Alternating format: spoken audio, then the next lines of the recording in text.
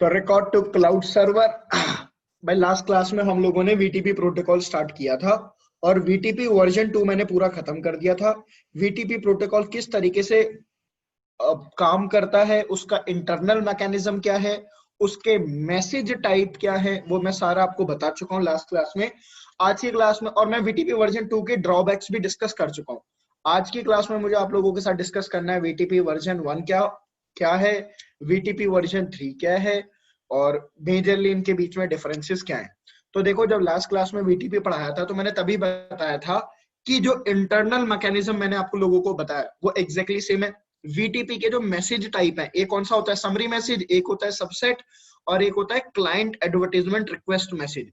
तो तीनों message type VTP version 1, 2, 3 तीनों में सेम, मतलब ऑलमोस्ट सारी चीजें सेम है। इट जस्ट कि जो वीटीपी वर्जन 1 की ड्रॉबैक है वो वीटीपी वर्जन 2 में ओवरकम कर ली है, वीटीपी वर्जन 2 की जो ड्रॉबैक है वो वीटीपी वर्जन 3 में ओवरकम कर लिए। ठीक है, लास्ट क्लास में मैंने आपको वीटीपी वर्जन 2 पहले इसलिए पढ़ाया था क्योंकि वीटीपी वर्जन 2 आप लोगों ने सीसीएन में पढ़ा हुआ था, इसलिए वीटीपी वर्जन 2 को लेके मैंने आपको सारी चीजें समझा दी थी।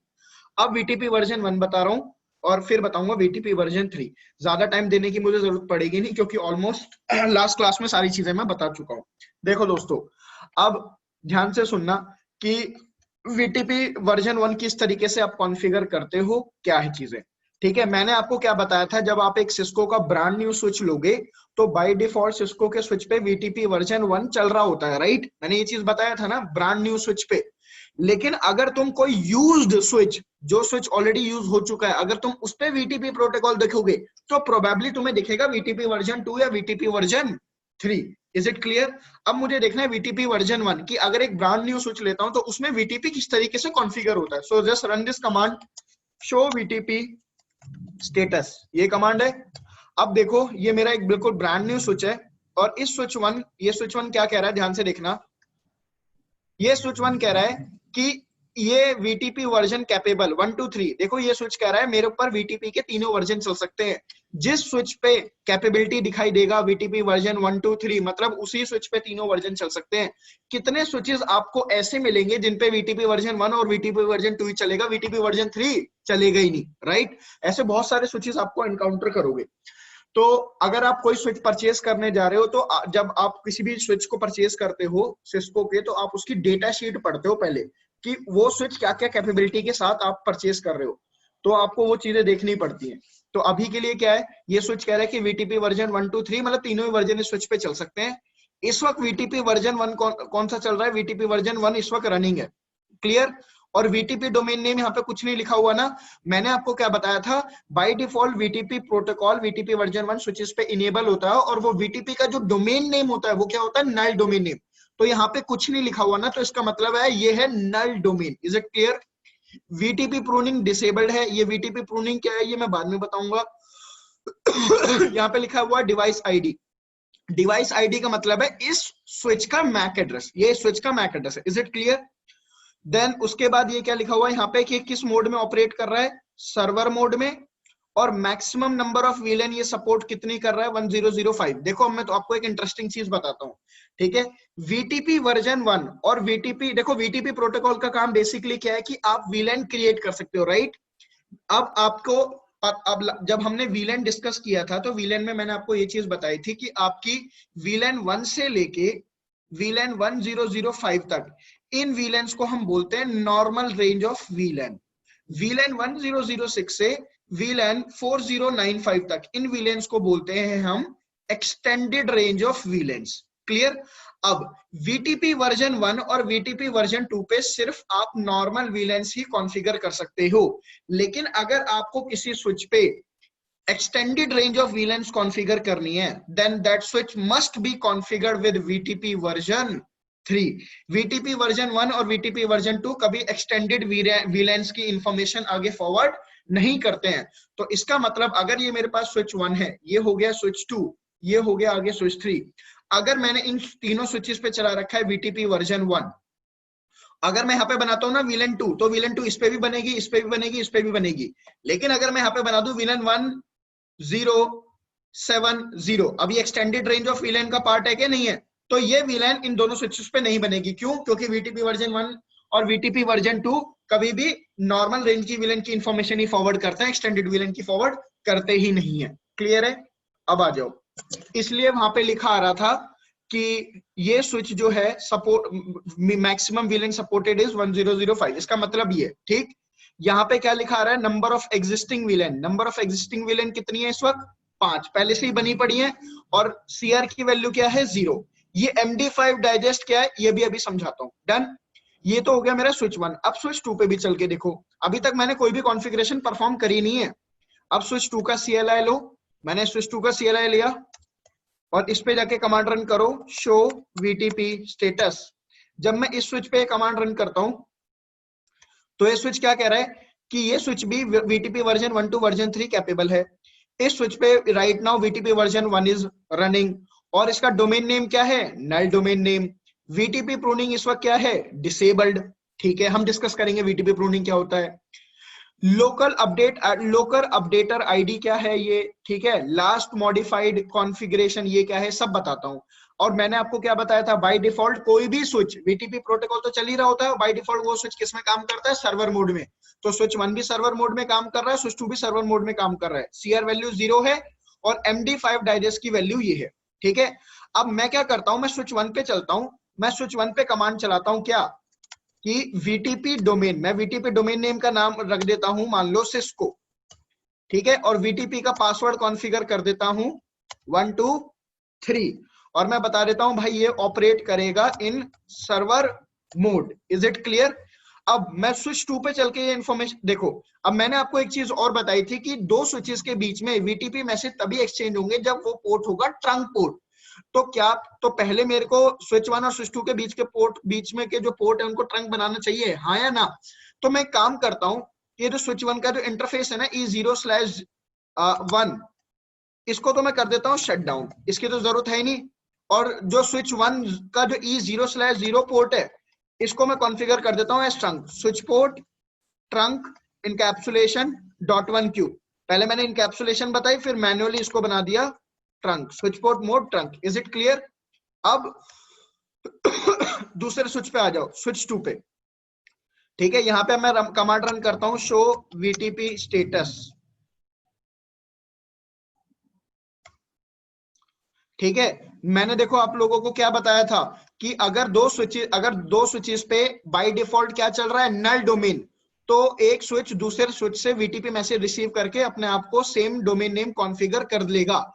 लेकिन अब मैं स्विच 1 पे जाके अगर मैं डोमेन नेम कर दूं डिस्को, तो वो स्विच 2 पे डिस्को नहीं होगा। क्यों? क्योंकि जब नल डोमेन होता है, जब आपका डोमेन नेम नल होता है, तभी स्विचेस अपने ऊपर डोमेन नेम कॉन्फ़िगर करते हैं। जैसे स्विच 1 पे मैंने VTP डोमेन नेम कॉन्फ़िगर करा, क्योंकि स्विच 2 पे भी डोमेन नेम इस वक्त क्या था, नल, तो उसने अपने ऊपर कॉन्फ़िगर कर लिया। लेकिन अब मैं स्विच 1 पे जाके डिस्को कॉन्फ़िगर करता हूं तो वो स्विच 2 अपने ऊपर कॉन्फ़िगर नहीं करेगा। क्लियर?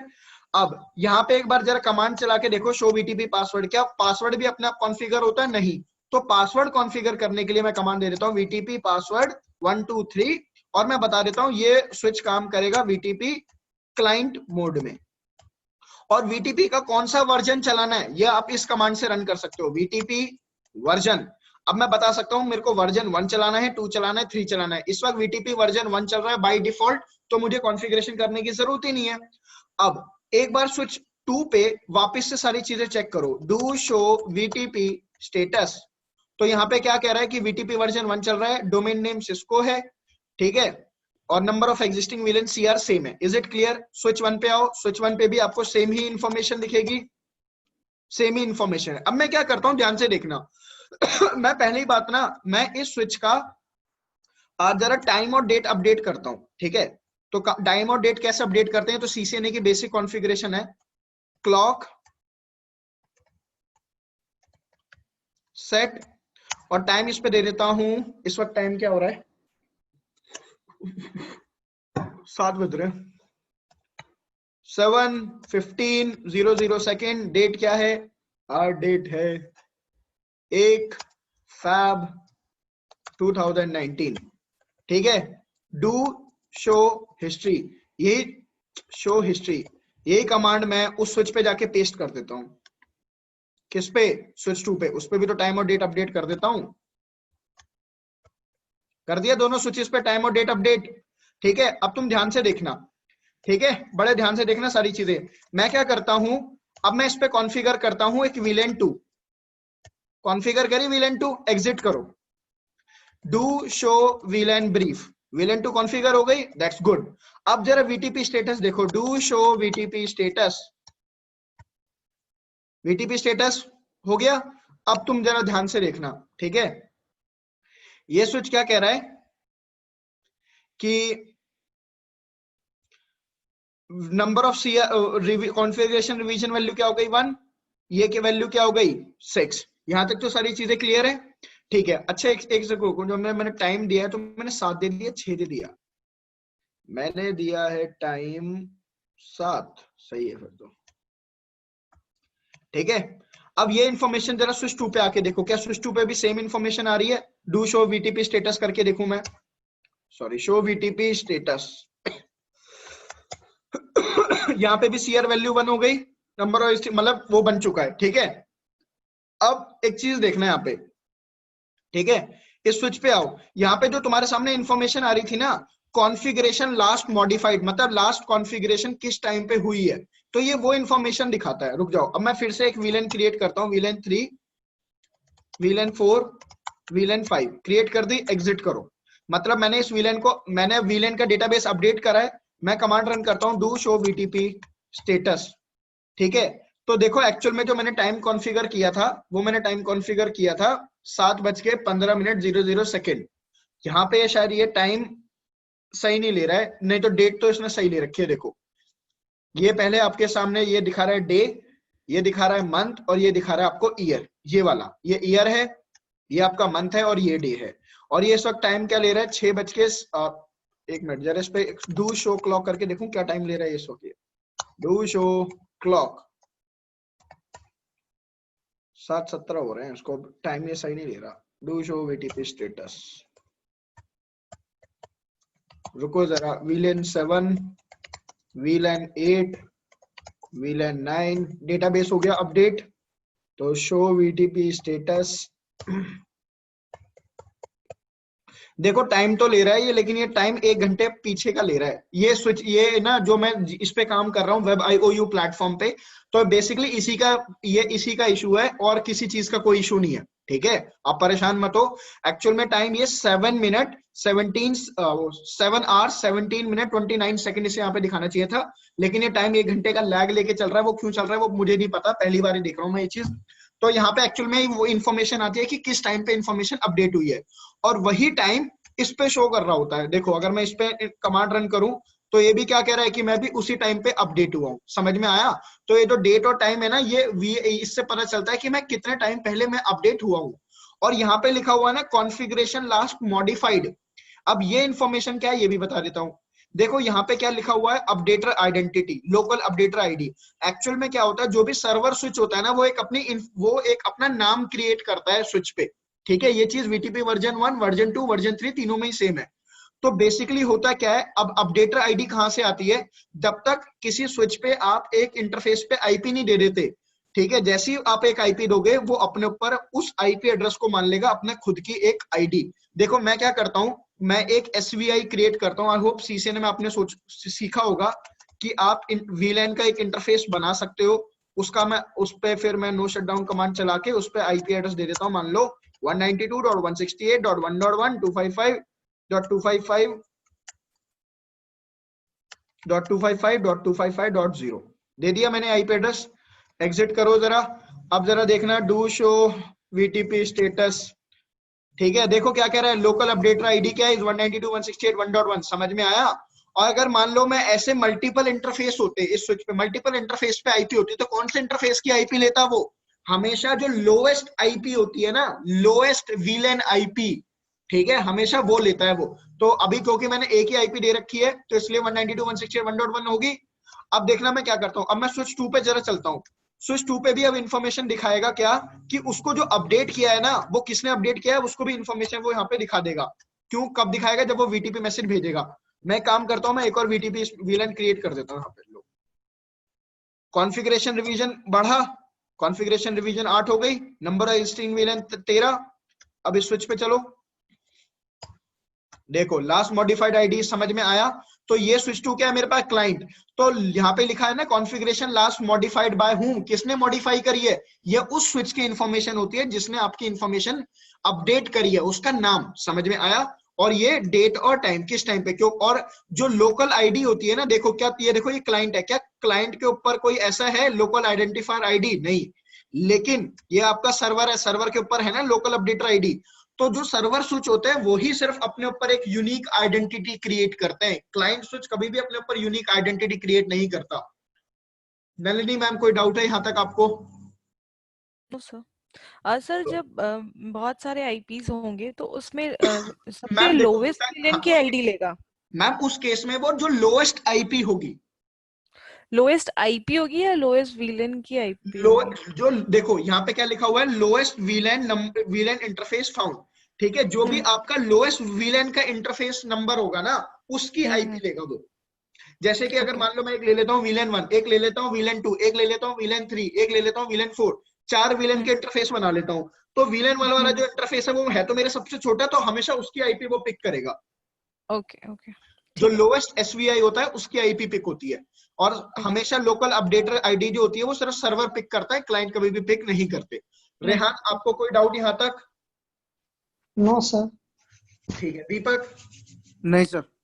तो ये जो इन्फॉर्मेशन बता रहा हूँ ये वीटीपी वर्जन 1, 2, 3 तीनों में ही सेम है, क्योंकि मैंने कल वीटीपी वर्जन 2 पढ़ा रहा था तो मैंने आपको बोला था कि अभी के लिए छोड़ दो। इसलिए बोला था क्योंकि मैं नेक्स्ट क्लास में बताना था। लो मैंने आपको बता दिया कि भाई वो लोकल अपडेटर आईडी क्या होती है। क्लियर है यहाँ तक? अब मैंने आपको क्या बोला कि जो वीलैन होते हैं, वो जो वीटीपी वर्जन 1 और वीटीपी वर्जन 2 है, अब तुम देखो वीटीपी वर्जन 2 बिल्कुल सिमिलर है वीटीपी वर्जन की तरह, ऐसा कुछ आपको खास डिफरेंस तो नहीं दिख रहा। अब मैं क्या करता हूँ, एक एक्सटेंडेड रेंज ऑफ वीलैन क्रिएट करता हूँ, वीलैन 2001 क्रिएट कर दी मैंने, एग्जिट करो। अब देखते हैं क्या सीआर वैल्यू बढ़ी। इस वक्त सीआर वैल्यू क्या है 8। अब देखता हूँ सीआर वैल्यू क्या बढ़ी, क्या सीआर वैल्यू बढ़ी? मैंने तो विलन क्रिएट कर दी ना, डू शो विलन ब्रीफ करके देख लो, ये विलन क्रिएट हो गई कि नहीं होगी। लेकिन क्या सीआर वैल्यू बढ़ी? नहीं बढ़ी। क्यों नहीं बढ़ी? क्योंकि एक्सटेंडेड रेंज ऑफ विलन की इंफॉर्मेशन वीटीपी वर्जन 1 और वीटीपी वर्जन 2 में फॉरवर्ड नहीं होती है। समझ में आया? अब तुम कहोगे सर वीटीपी वर्जन 1 और वीटीपी वर्जन 2 तो एग्जैक्टली एक जैसे ही है, तो वीटीपी वर्जन 1 में ऐसी क्या ड्रॉबैक थी कि आप वीटीपी वर्जन 2 में गए, और फिर वीटीपी वर्जन 2 में क्या ड्रॉबैक है कि हम वीटीपी वर्जन 3 में चले गए, राइट? देखो वीटीपी वर्जन 2 की तो ड्रॉबैक थी, वो तो मैंने आपको कल की क्लास में सारी बता दी थी। अब वीटीपी वर्जन 1 की ड्रॉबैक सुन लो। देखो मैं इन चीजों को ना कंपैरिजन थोड़ा सा कर देता हूँ ताकि चीजें तुम्हें समझने में आसान हो जाए। यहाँ पे मैं लेता हूँ वीटीपी वर्जन 1, यहाँ पे मैं लेता हूँ वीटीपी वर्जन 2, और यहाँ पे ले लेता हूँ वीटीपी वर्जन 3। देखो दोस्तों, वीटीपी वर्जन 1 की अगर मैं बात करता हूं तो वीटीपी वर्जन 1 में भी हमारे 3 मोड्स, 4 मोड है बेसिकली। ठीक है, कौन कौन से मोड्स हैं आप लोगों को पता है कौन कौन सा? एक तो सर्वर मोड होता है, एक होता है क्लाइंट मोड, एक होता है ट्रांसपेरेंट मोड, और एक चीज क्या होती है हमारा वीटीपी ऑफ मोड, राइट? ये बताया हुआ है। तो वीटीपी वर्जन 2 में भी सेम 4 ही मोड होते हैं, वीटीपी वर्जन 3 में भी हमारे 4 ही मोड होते हैं। यहां तक चीज क्लियर? मैं तीनों में डिफरेंसेस लिख रहा हूँ, सिमिलैरिटी लिख रहा हूँ, एक साथ चीजें और क्लियर करने के लिए। वीटीपी वर्जन 1 में 3 तरीके के मैसेज होते हैं। कौन कौन से? एक तो हो गया समरी मैसेज, एक हो गया आपका सबसेट मैसेज, और एक हो गया आपका client advertisement request message. Same आपका वीटीपी वर्जन 2 में होगा, सेम आपका वीटीपी वर्जन 3 में होगा, सेम इंफॉर्मेशन। वीटीपी वर्जन 1 में मैं बात करूं तो वीटीपी वर्जन 1 में आप पासवर्ड देखो, वीटीपी वर्जन 1, अब देखो ध्यान से देखते हैं ना सारे डिफरेंसेस। वीटीपी वर्जन 1 के केस में अगर कोई स्विच ट्रांसपेरेंट मोड में काम कर रहा है तो मैंने आप लोगों को क्या बताया था कि ट्रांसपेरेंट मोड वाला जो स्विच होता है वो वीटीपी मैसेज को रिसीव करेगा और साथ में वीटीपी मैसेज को वो फॉरवर्ड भी करेगा। लेकिन वीटीपी वर्जन 1 में क्या होता है कि वीटीपी वर्जन 1 में डोमेन नेम जो होता है दैट मस्ट मैच, तभी वो फॉरवर्ड करेगा। मेरा कहने का मतलब क्या है, ध्यान से सुनो। मैं कहता हूं ये हो गया एक स्विच 1, ये हो गया एक स्विच 2, ये हो गया एक स्विच 3, डन। उसके बाद यहां पे हो गया एक स्विच 4, यहां पे हो गया एक स्विच 5। मैं कहता हूं इस पे डोमेन नेम चल रहा है सिस्को, इस पे डोमेन नेम चल रहा है सिस्को, इस पे डोमेन नेम चल रहा है सिस्को, इस पे डोमेन नेम चल रहा है डिस्को, इस पे डोमेन नेम चल रहा है डिस्को। ध्यान से बात समझना। और सारे स्विचेस पे इस वक्त चल रहा है वीटीपी वर्जन 1। अब सुनना, वीटीपी वर्जन 1 की जो ड्रॉबैक थी सबसे बड़ी, जो क्योंकि हम वीटीपी वर्जन 2 में मूव कर गए, सबसे बड़ी ड्रॉबैक ये है कि अगर मान लो ये स्विच सर्वर है, मान लो इसने वीटीपी मैसेज जनरेट करा, वीटीपी मैसेज जनरेट करके किसको भेजेगा? स्विच 2 को। जब स्विच 2 के पास वीटीपी मैसेज आएगा और वीटीपी वर्जन 1 चल रहा है, तो ये स्विच 2 देखेगा मेरे पास, देखो मैं ट्रांसपेरेंट मोड में काम कर रहा हूं, ठीक है, वो उसे पता है, तो वो कहेगा मैं अपना जो वीलन का डेटाबेस है कभी भी वीटीपी मैसेज के हिसाब से अपडेट नहीं करूंगा। बट मेरे पास मैसेज आया है वीटीपी मैसेज, उसमें डोमेन नेम क्या लिखा हुआ है समरी मैसेज के अंदर? सिस्को। मेरे ऊपर क्या कॉन्फ़िगर है? सिस्को। तो इसका मतलब मैं वो मैसेज आगे फॉरवर्ड करूंगा, वो मैं आगे मैसेज फॉरवर्ड करूंगा अपने सारे ट्रंक पोर्ट से, तो अपने सारे ट्रंक पोर्ट से फॉरवर्ड कर देगा वो। क्लियर? अब लेकिन अगर मैं कहता हूं कि ये स्विच अपना वीटीपी मैसेज भेजेगा, तो स्विच 2 जब रिसीव करेगा, स्विच 2 कहेगा मैंने जो वीटीपी मैसेज रिसीव करा है समरी मैसेज, उसमें डोमेन नेम लिखा हुआ है डिस्को, मेरा क्या है? सिस्को। तो वो वीटीपी मैसेज वो अपने किसी भी ट्रंक पोर्ट से फॉरवर्ड नहीं करेगा। क्यों? क्योंकि वीटीपी वर्जन 1 में डोमेन नेम मैच होना चाहिए, ये ड्रॉबैक थी वीटीपी वर्जन 1 में। लेकिन वीटीपी वर्जन 2 में जो ट्रांसपेरेंट मोड में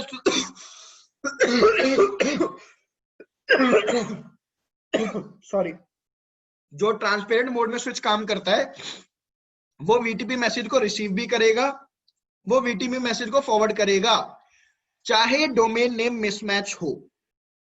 वीटीपी वर्जन 2 में डोमेन नेम मिसमैच हो, उससे कोई फर्क नहीं पड़ता। अगर मैं कहता हूं इन सारे स्विच पे वीटीपी वर्जन 2 चल रहा होता ना, तो ये स्विच फिर भी फॉरवर्ड करता डिस्को वाले मैसेज को।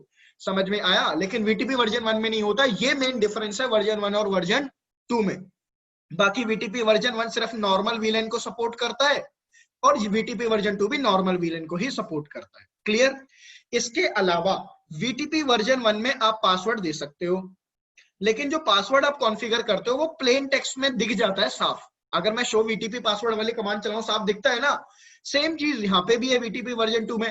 भाई जो आप पासवर्ड कॉन्फ़िगर करते हो वो प्लेन टेक्स्ट में दिखता है। क्लियर? तो ये सारी की सारी चीजें हो गई वीटीपी वर्जन 1 और वीटीपी वर्जन 2 में। आई होप वीटीपी वर्जन 1 और वीटीपी वर्जन 2 के अब आपको ड्रॉबैक्स क्लियर हो गए, उनके बीच में डिफरेंस क्या है। वीटीपी वर्जन 3 में वीटीपी वर्जन 1 और 2 की एनहांसमेंट है। कैसे? वो भी देख लो। भाई वीटीपी वर्जन 3 में सेम 4 मोड होते हैं। वीटीपी वर्जन 3 में 3 ही मैसेज के टाइप है। वीटीपी वर्जन 3 में जो ट्रांसपेरेंट मोड वाला जो स्विच है, ठीक है, वो अगेन डोमेन वो मैसेज को रिसीव भी करेगा, वो मैसेज को फॉरवर्ड भी करेगा। ठीक है? इसके अलावा वो वीटीपी मैसेज आगे फॉरवर्ड कर देता है, डोमेन चाहे मैच हो या ना हो उसको कोई फर्क नहीं पड़ता। क्लियर? लेकिन वीटीपी वर्जन 3 में नॉर्मल जो रेंज है वीलैन की वो भी, और एक्सटेंडेड रेंज है वीलैन की, दोनों ही वीलैन की कॉन्फ़िगरेशन आप परफॉर्म कर सकते हो। क्लियर?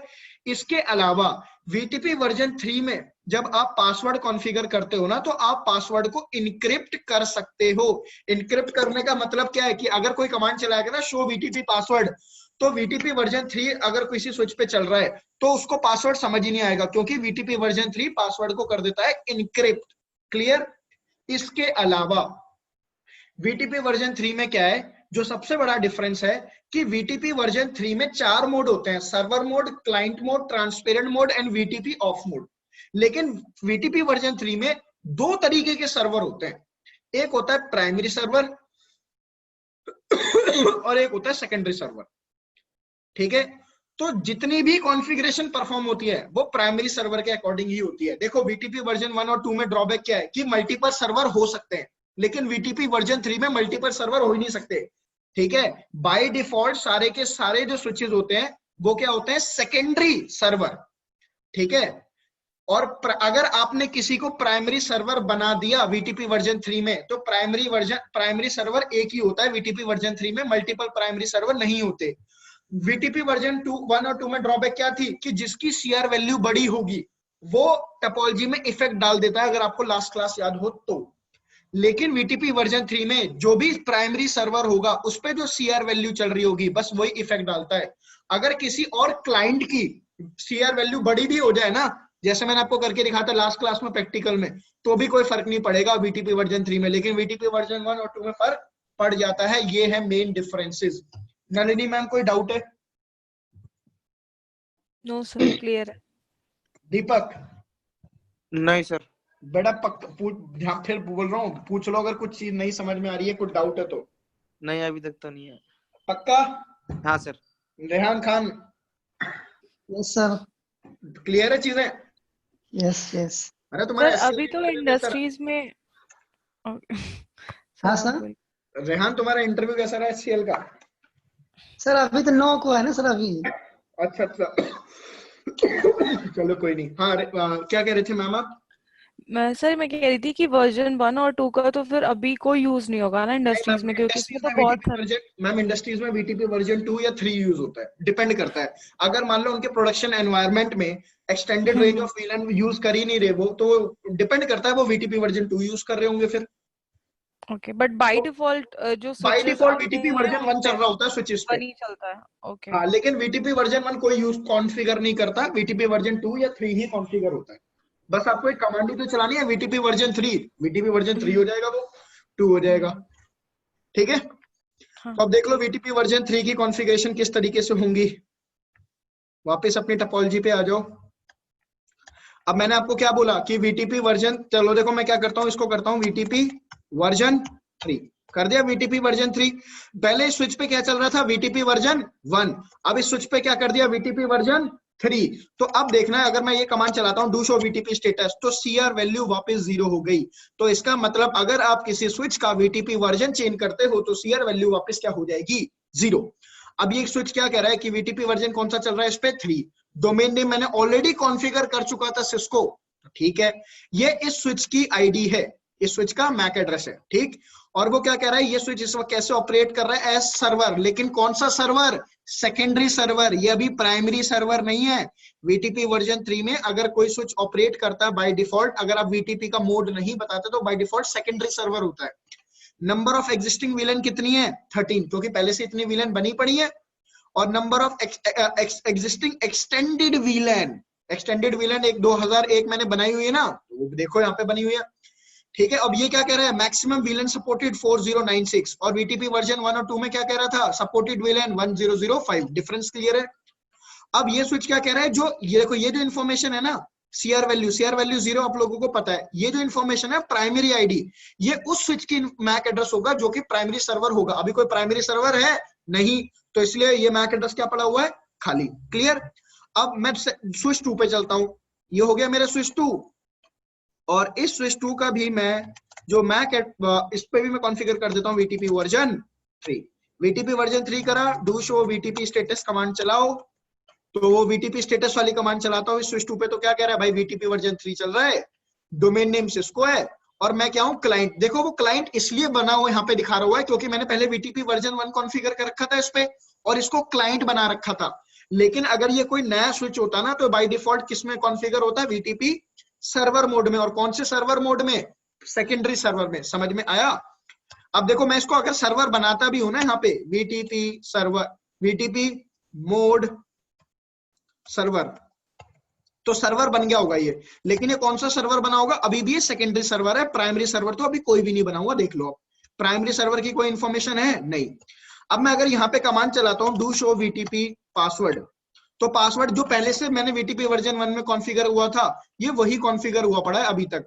अब मैंने क्या कहा था कि VTP वर्जन 3 में पासवर्ड को आप इनक्रिप्ट भी कर सकते हो, करके दिखाऊं, VTP पासवर्ड 1 2 3, और आगे क्वेश्चन मार्क लगाओ। यहाँ पे लिखा रहा है ना हिडन एंड सीक्रेट, तो मैं इसको कर देता हूँ सीक्रेट।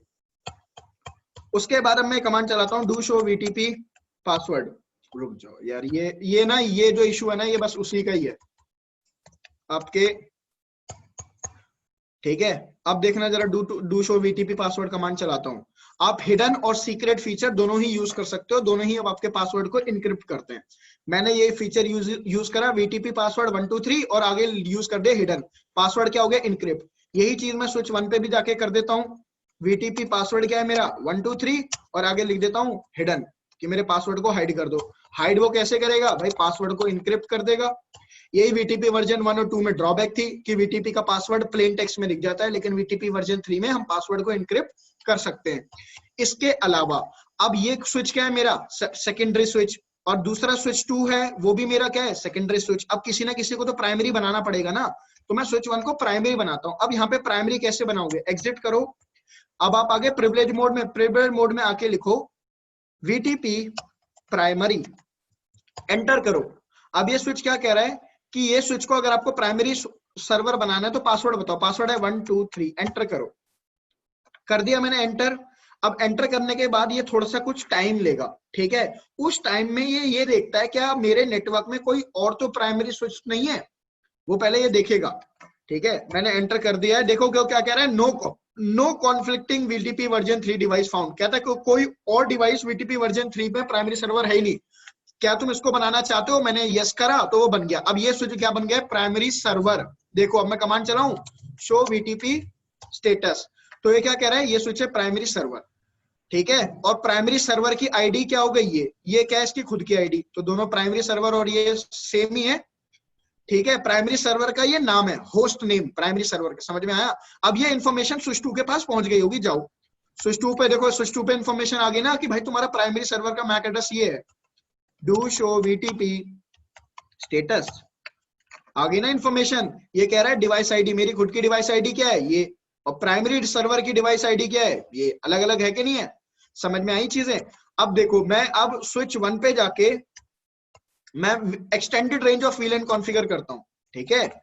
VLAN 3001, एग्जिट करो।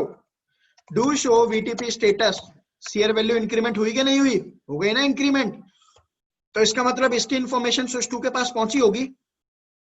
देखो do show VTP status, CR value हो गई 2। और जरा देखना डू शो VLAN ब्रीफ करके, डू शो VLAN ब्रीफ, देखो जरा तुम VLAN 3001 बन गए ना। तो ये चीज एक्सटेंड, ये VTP वर्जन 3 में ही पॉसिबल है, VTP वर्जन 1 और 2 में ये चीज पॉसिबल है ही नहीं। क्लियर। इसके अलावा देखो अब ये जो स्विच है मेरा स्विच 2, ये इस वक्त क्या है, मेरा सेकेंडरी सर्वर है। ये मेरा क्या है, सेकंड, प्राइमरी सर्वर नहीं है। अगर मैं इस सेकेंडरी सर्वर पे VLAN की कॉन्फ़िगरेशन करने की कोशिश करूं, VLAN 17 बनाऊं, तो क्या कह रहा है कि अगर आप प्राइमरी सर्वर नहीं हो तो आप पे ऊपर VLAN की कॉन्फ़िगरेशन नहीं हो सकती। अब इसको मैं प्राइमरी सर्वर बनाने की कोशिश करूं, VTP प्राइमरी, एंटर करो। वो पासवर्ड पूछेगा। अब भाई पासवर्ड तो किसको पता होगा, सिर्फ नेटवर्क एडमिनिस्ट्रेटर को। 1 2 3, एंटर करा मैंने। अब फिर से वो टाइम लेगा, और उसके बाद ये फिर बनेगा प्राइमरी सर्वर। और जो स्विच प्राइमरी सर्वर होगा बस उसी की सीआर वैल्यू से इफेक्ट पड़ेगा, बाकी किसी की सीआर वैल्यू से इफेक्ट नहीं पड़ता है। डू शो VTP, अब ये बन गया primary server. Do show VTP status, तो ये डू नहीं लगाना था, शो VTP स्टेटस, लो ये बन गया प्राइमरी सर्वर। समझ में आया। अब सारी चीजें मैंने आपको बता दी हैं, बस एक ये रह गया कि VTP प्रूनिंग क्या होती है। देखो यहाँ पे लिखा रहा है ना, VTP pruning mode is disabled. और ये MD5 डाइजेस्ट का फंडा क्या है ये और समझ लो। देखो अगर मैं इस वक्त स्विच 1 पे चलता हूँ, इस वक्त स्विच 2 क्या है मेरा सर्वर, स्विच 2 मेरा सर्वर है, तो उस पे इस वक्त सीआर वैल्यू क्या है 2, प्राइमरी सर्वर है ना स्विच 2, तो देखो इस पे सीआर वैल्यू क्या है 2। और यहाँ पे MD5 की वैल्यू क्या है, ये नंबर ऑफ एग्जिस्टिंग VLAN कितनी है 13। अब यही इंफॉर्मेशन अगर मैं दूसरे स्विच पे देखूं जो कि पहले तो क्या था प्राइमरी सर्वर, अब ये वापस क्या बन गया होगा सेकेंडरी सर्वर, उस पे भी सीआर वैल्यू क्या है 2, नंबर ऑफ एग्जिस्टिंग VLAN 13। और तुम ये देखो क्या MD5 की डाइजेस्ट की वैल्यू क्या दोनों स्विच पे सेम नहीं है। देखना जरा इस चीज को ध्यान से।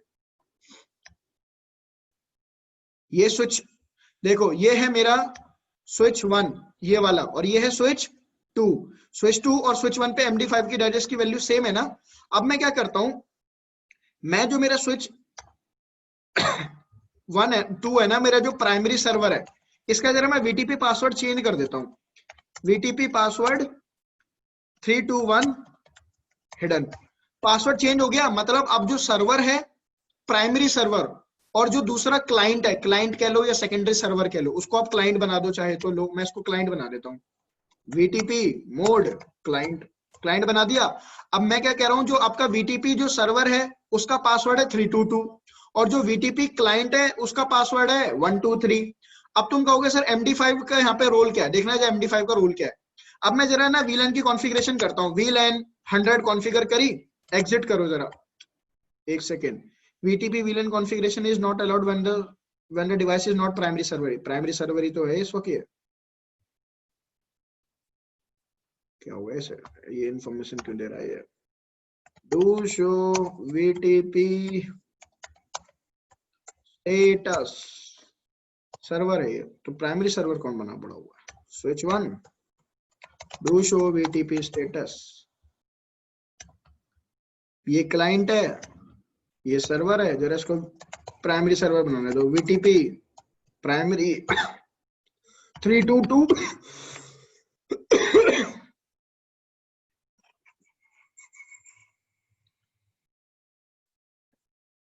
वेट करो जरा, आपको MD5 का मतलब बता रहा हूं, इसको एक बार प्राइमरी सर्वर बन जाने दो। ठीक है, बन गया ये प्राइमरी सर्वर। जरा देखो शो वीटीपी स्टेटस, यही प्राइमरी सर्वर है। और इस वक्त सीआर की वैल्यू क्या है? इस वक्त सीआर की वैल्यू है 1। ठीक है, और ये मेरी क्या है? MD5 की वैल्यू। जरा मेरे को एक बार ना VLAN क्रिएट करने दो फिर से। VLAN 200 एग्जिट करो, एग्जिट करो। सीआर वैल्यू बड़ी होगी, पक्की बात है, सीआर वैल्यू हो गई 2 और ये आपकी MD5 की डाइजेस्ट की वैल्यू है। अब मैं चलता हूं अपने क्लाइंट स्विच पे। स्विच 1 मेरा क्लाइंट है, इस पे आ जाओ जरा। अब इसकी इंफॉर्मेशन देखना जरा, मैं शो वीटीपी स्टेटस फिर से कमांड चलाता हूं।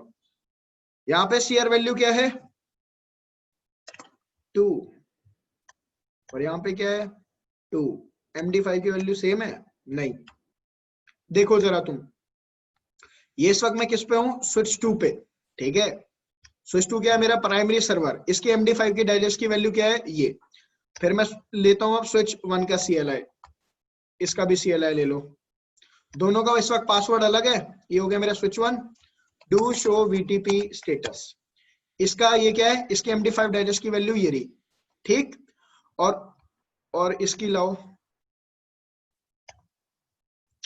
ओके, ये कौन सा हो गया?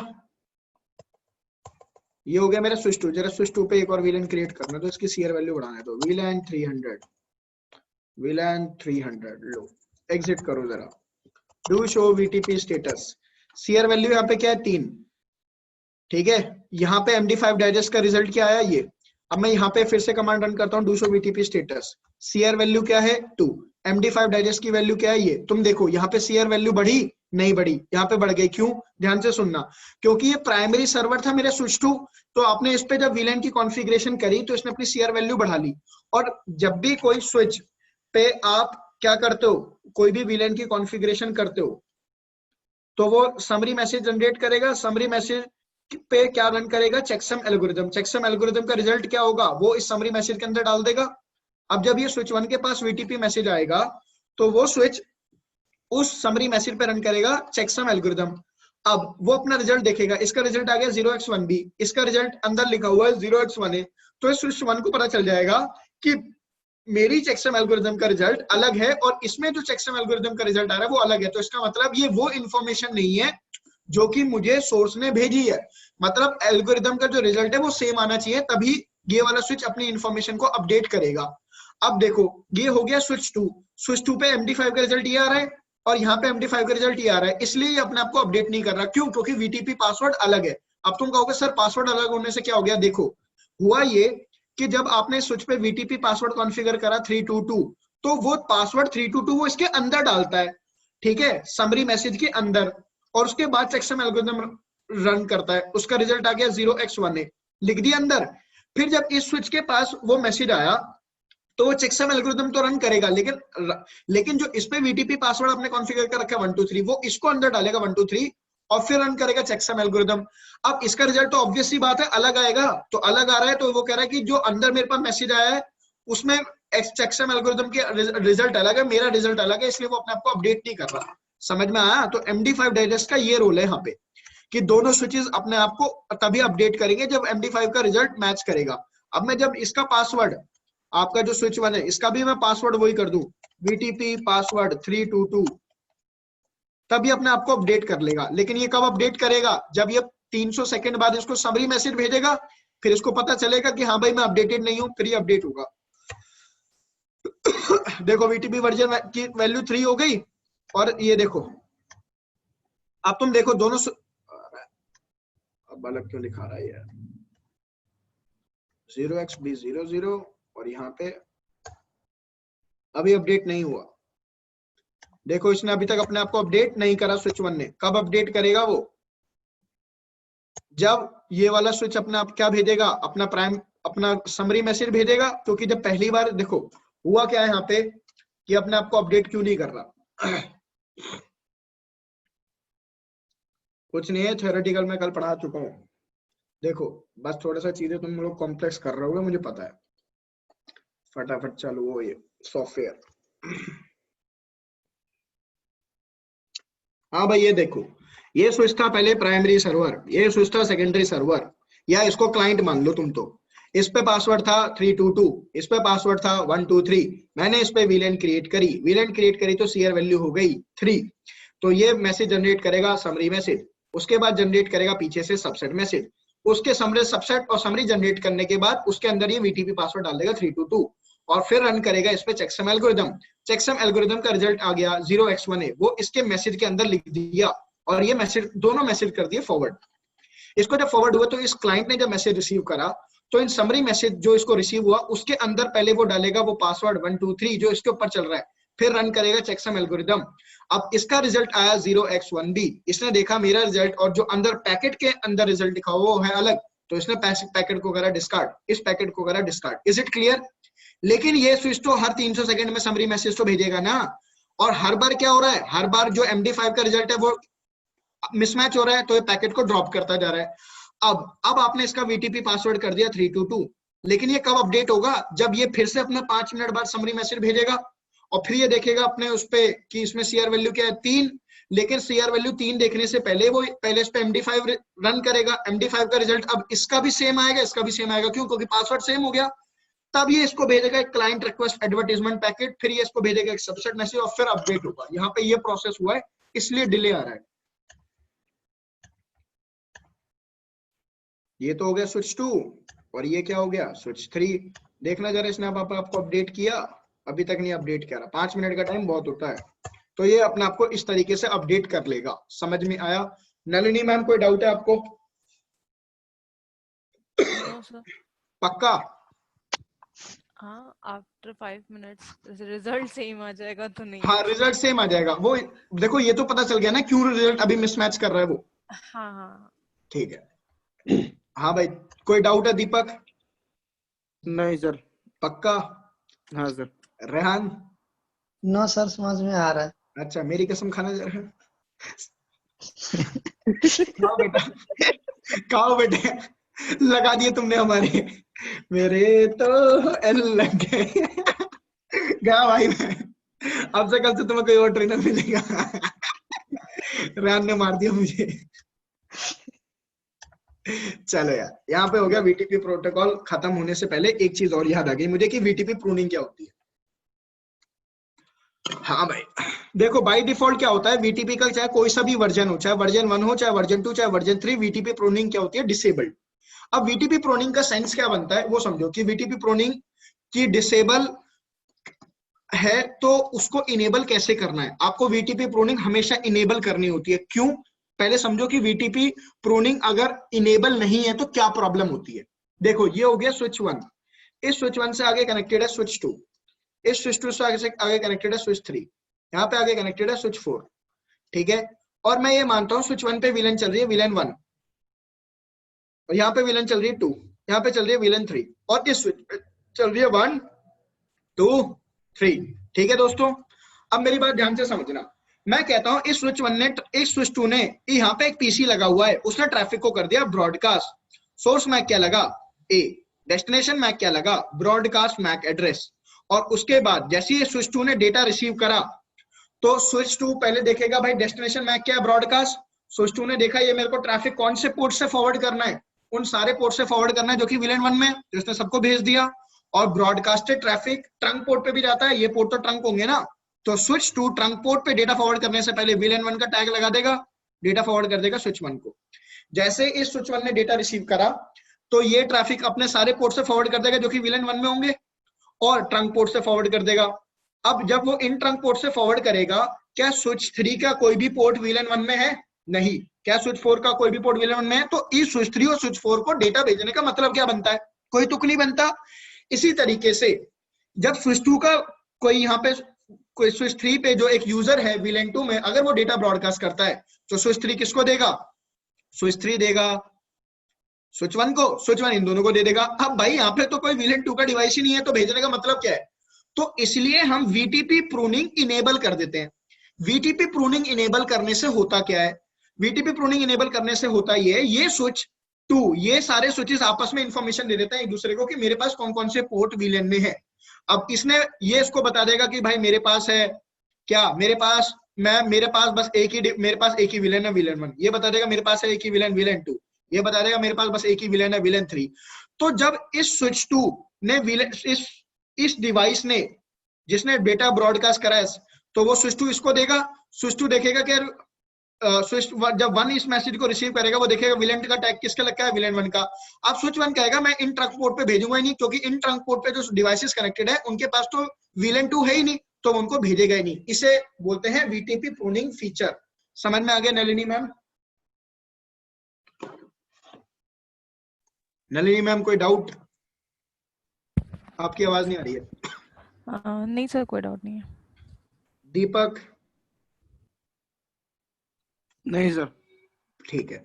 अब तुम VTP प्रूनिंग दो तरीके से कर सकते हो। देखो यार, एक तो तुम सिंपल एक कमांड चला दो, क्या, VTP प्रूनिंग, लो VTP प्रूनिंग इनेबल हो गई, बस बात खत्म। सारे स्विचेस पे VTP प्रूनिंग ऑन कर दो। ये तो हो गई ऑटोमेटिक प्रूनिंग। और मैनुअल प्रूनिंग कैसे कर सकते हो? ठीक है, मैनुअल प्रूनिंग ऐसे कर सकते हो कि याद है मैंने आप लोगों को एक टॉपिक पढ़ाया था, VLAN trunk filtering. VLAN trunk filtering topic पढ़ाया था ना, जिसमें हम एक ट्रंक पोर्ट से कौन सी VLAN का डेटा जाना चाहिए और नहीं जाना चाहिए, हम ये डिसाइड कर सकते हैं। तो अगर मैं स्विच 1 पे जाके इस ट्रंक पोर्ट पे बोल दूं कि VLAN 2 और 3 का डेटा कभी मत भेजना, इस पे बोल दूं कि सिर्फ, या मैं इस स्विच 1 को बोल दूं इस पोर्ट से हमेशा VLAN 1 का डेटा जाना चाहिए, इस ट्रंक पोर्ट से हमेशा VLAN 2 का, और इस ट्रंक पोर्ट से, तो ये मैंने क्या कर दी, मैनुअल प्रूनिंग। समझ में आया? तो VTP प्रूनिंग फीचर चाहे आप इनेबल कर दो तो स्विचेस ये काम अपने आप कर लेंगे, और आप चाहे तो VLAN ट्रंक फिल्टरिंग जो फीचर मैंने आपको पढ़ाया था, ठीक है, इस फीचर को यूज करके आप कौन से ट्रंक पोर्ट से कौन सी VLAN का डेटा जाना चाहिए या नहीं जाना चाहिए, ये आप डिसाइड कर सकते हो। Is it clear? So in this manner you can perform VTP pruning, and that is the end of VTP protocol. तो VTP प्रोटोकॉल का हो गया है अब अंत।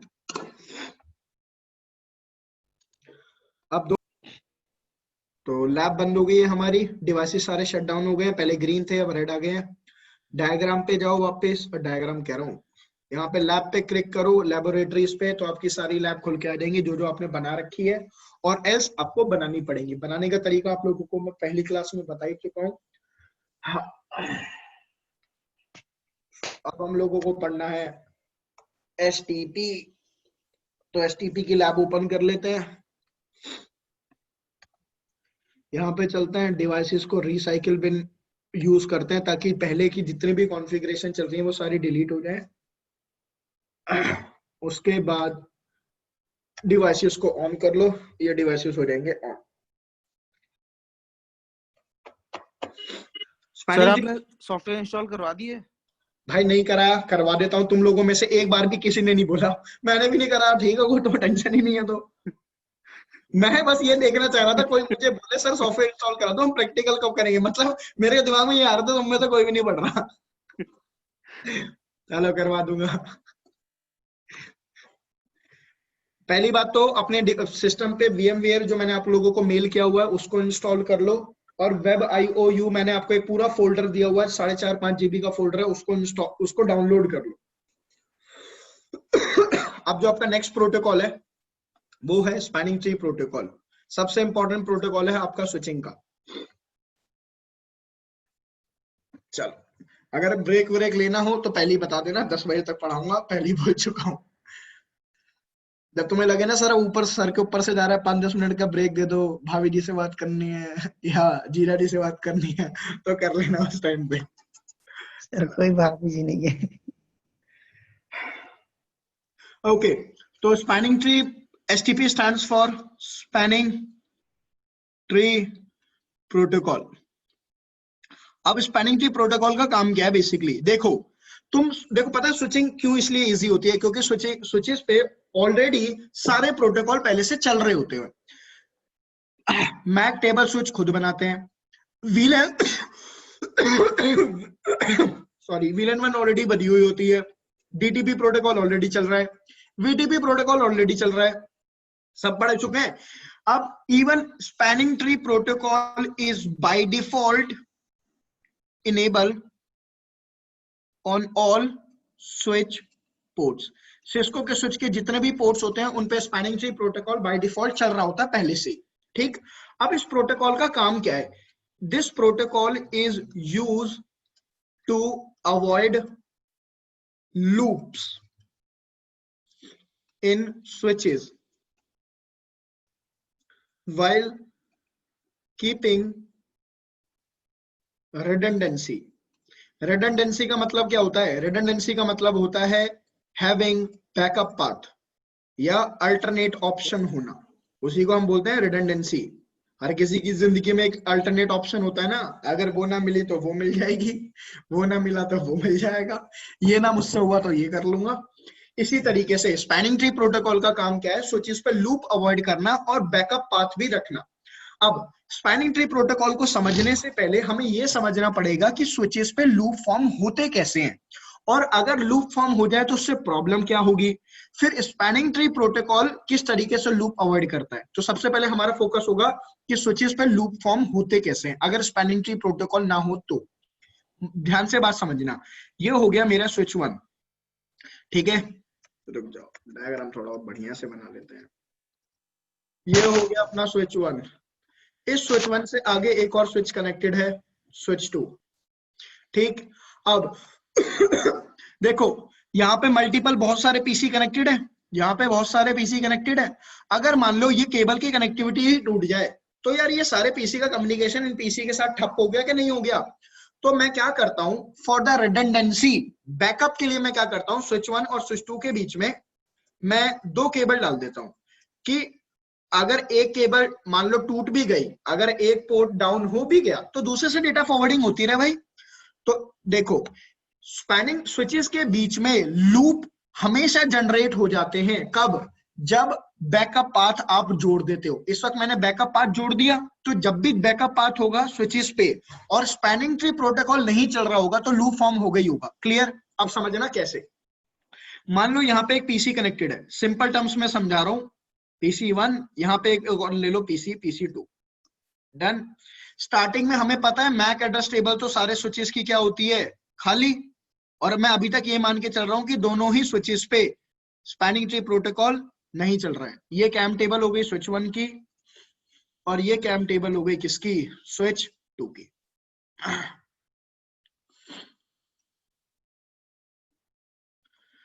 इसके यहाँ पे मान लो पोर्ट 1, यहाँ पे मान लो पोर्ट 2, इसका नाम है पोर्ट 3, इसका नाम है पोर्ट 4, इसका नाम है पोर्ट 5, इसका नाम है पोर्ट 6। स्टार्टिंग में कैम टेबल होती है खाली, तो स्विचेस पे एंट्री पड़ी है खाली।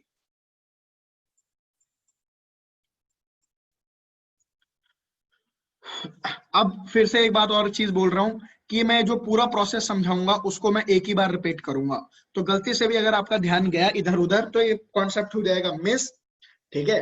और मैं दोबारा बताऊंगा नहीं, तो ध्यान से देख लेना इस चीज को। मान लो देखो कैम टेबल खाली है, किसी भी डिवाइस को, अभी तक ये सारे डिवाइसेस ऑफ पड़े हुए हैं, मैं कहता हूं अब मैंने इन सारे डिवाइसेस को कर दिया ऑन, स्विच हो गए ऑन, स्विच पे स्पैनिंग ट्री प्रोटोकॉल नहीं चल रहा है। अब इस पीसी 1 को, इस पीसी 2 को क्या करना है, डेटा फॉरवर्ड। लेकिन आप लोगों को पता है ना कि भाई कोई भी डिवाइस अगर डेटा फॉरवर्ड करना चाहता है तो उसको पहले आरएफ रिक्वेस्ट जनरेट करनी पड़ेगी। इसका आईपी एड्रेस हो गया 10.1, मैक एड्रेस मान लो ए, इसका आईपी एड्रेस हो गया 10.2 और मैक एड्रेस मान लो बी। तो पीसी 1 यहाँ पे क्या करेगा, आरएफ रिक्वेस्ट जनरेट करेगा, किसके लिए, पीसी 2 के लिए। सोर्स आईपी क्या होगी 10.1, डेस्टिनेशन आईपी 10.2, सोर्स मैक ए, डेस्टिनेशन मैक बी। ये पीसी 1 ने आरएफ रिक्वेस्ट जनरेट करके किसको भेज दी, स्विच 1 को, ठीक। जैसे ही स्विच 1 के पास से आरएफ रिक्वेस्ट आई, स्विच 1 देखेगा सोर्स मैक क्या लग के आया ए, तो अपने पोर्ट 1 पे वो एंट्री डाल देगा कि मैक एड्रेस ए है। क्लियर? अब स्विच देखेगा destination MAC, destination sorry RF request में तो MAC address, destination MAC address broadcast होता है ना, तुम लोग भी बता नहीं रहे हो मेरे को।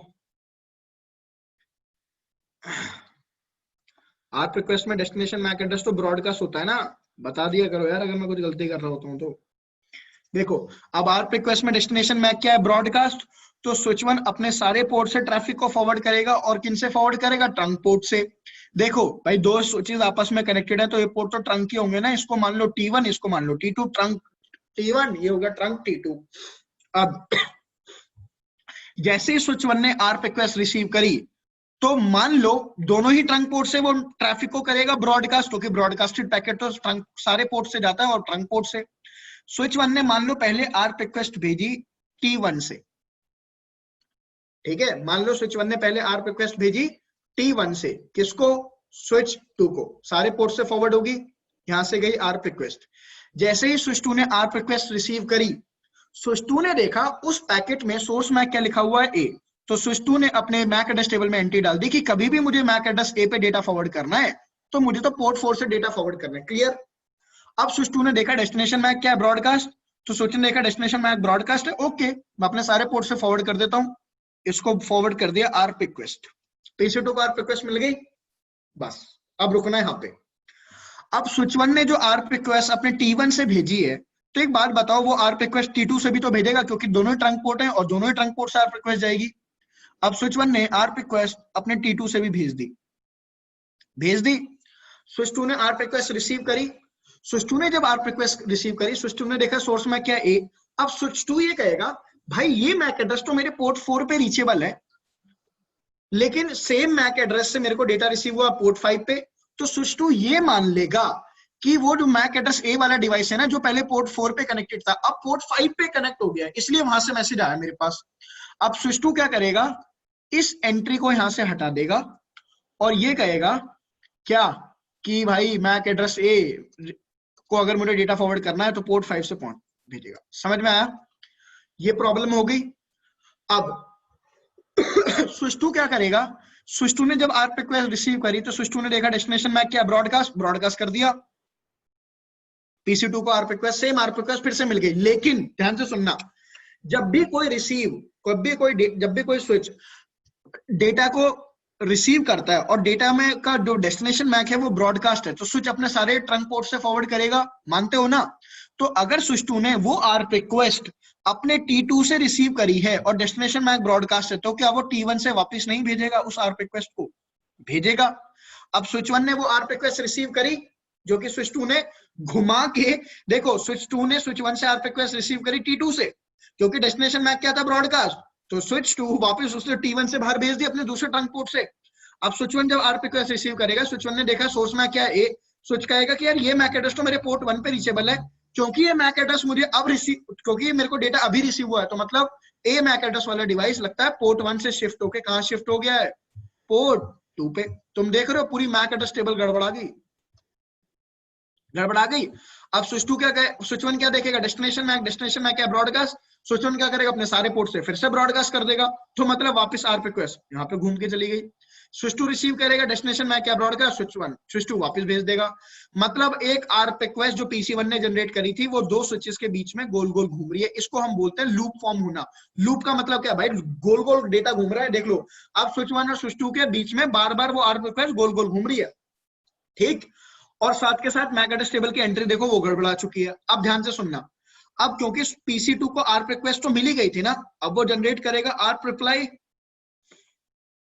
आर्प रिप्लाई में सोर्स आईपी क्या आई, 10.2, destination IP 10.1, source MAC B, destination MAC ए।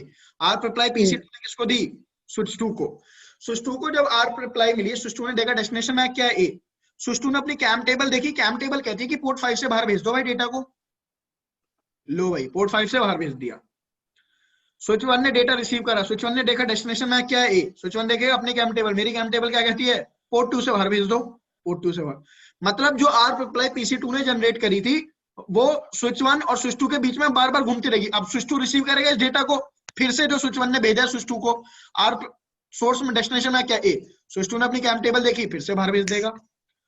स्विच 1 ने रिसीव करा सेम पैकेट को, डेस्टिनेशन मैक क्या है, ए। स्विच 1 ने अपनी कैम टेबल देखी, फिर से यहाँ पे भेज दिया। मतलब आर्प रिक्वेस्ट और आर्प रिप्लाई लूप में गोल गोल घूम रही है ना। PC1 को आर्प रिप्लाई अभी तक मिला, और मैक एड्रेस टेबल में जो तुम एंट्री देख रहे हो वो तो बिल्कुल गड़बड़ा चुकी है। समझ में आया? तो अब देख लो हुआ क्या, जब सेम मैक एड्रेस स्विच को अलग अलग पोर्ट पे मिला। देखो पहले पोर्ट 4 पे मैक एड्रेस मिला था ए वाला, फिर पोर्ट 5 पे मिला। स्विच 1 को पहले मैक एड्रेस ए पोर्ट 1 पे मिला था, फिर पोर्ट 2 पे उसने एंट्री डाल दी। तो जब सेम मैक एड्रेस अलग अलग पोर्ट पे तुम्हें दिखे तो टेक्निकली उसको बोला जाता है मैक फ्लैपिंग। और कभी भी अगर आप किसी स्विच की मैक एड्रेस टेबल देखो और वहां पे सेम मैक एड्रेस स्विच के अलग अलग पोर्ट पे बार बार आपको दिख रहा है तो इसका मतलब स्विच पे फॉर्म हो चुके हैं लूप। समझ में आया? नलिनी मैम, यहां तक कोई डाउट है आपको? No sir. दीपक, कोई doubt? No sir. Rehan Khan? Rehan, yes sir. कोई डाउट है? No sir. पक्का? फिर नेट ये सर आपने पढ़ाया हुआ है सर सीसीएनए में ये। हाँ हाँ, बढ़िया है। अब भाई जब बेसिक से तो बताऊंगा ना, ये तो एमए वाली चीजें हैं, मुझे पता है, बताना तो पड़ेगा ही, वही बताऊंगा।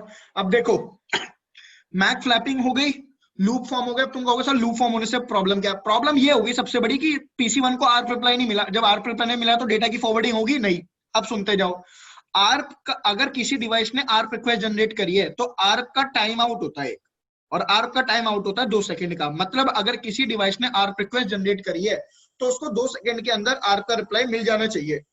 अगर 2 सेकंड के अंदर आर्क का रिप्लाई नहीं मिलता तो वो डिवाइस, ठीक है, वो डिवाइस फिर से आर्क रिक्वेस्ट जनरेट करेगा। अब PC1 फिर से आर्क रिक्वेस्ट जनरेट कर देगा। वो कहां जाएगी? स्विच 1 के पास। स्विच 2 इसको देगा, स्विच 2 वापस इसको देगा। मतलब स्विच 1 और स्विच 2 के बीच में फिर से वो आर्क रिक्वेस्ट घूमती रहेगी और फिर ये 2 सेकंड बाद एक और आर्क रिक्वेस्ट भेजेगा, फिर 2 सेकंड बाद, 2 सेकंड बाद, 2 सेकंड। तुम सोच के देखो ऐसे कितने सारे आर्क के रिक्वेस्ट और रिप्लाई के पैकेट दोनों स्विचेस के बीच में घूमते रहेंगे। अब वो आर्क रिक्वेस्ट और रिप्लाई के पैकेट स्विचेस के बीच में घूम तो रहे हैं, लेकिन आपके पीसी ने जो जनरेट कर रहा है आर्क रिक्वेस्ट उसको तो मिल ही नहीं रहा रिप्लाई, तो यूजर का डेटा फॉरवर्डिंग रुक गई। यूजर का डेटा फॉरवर्ड हो सकता है? नहीं। और उसके बाद क्या हो रहा है? स्विचेस की सीपीयू यूटिलाइजेशन हो रही है हाई। क्यों?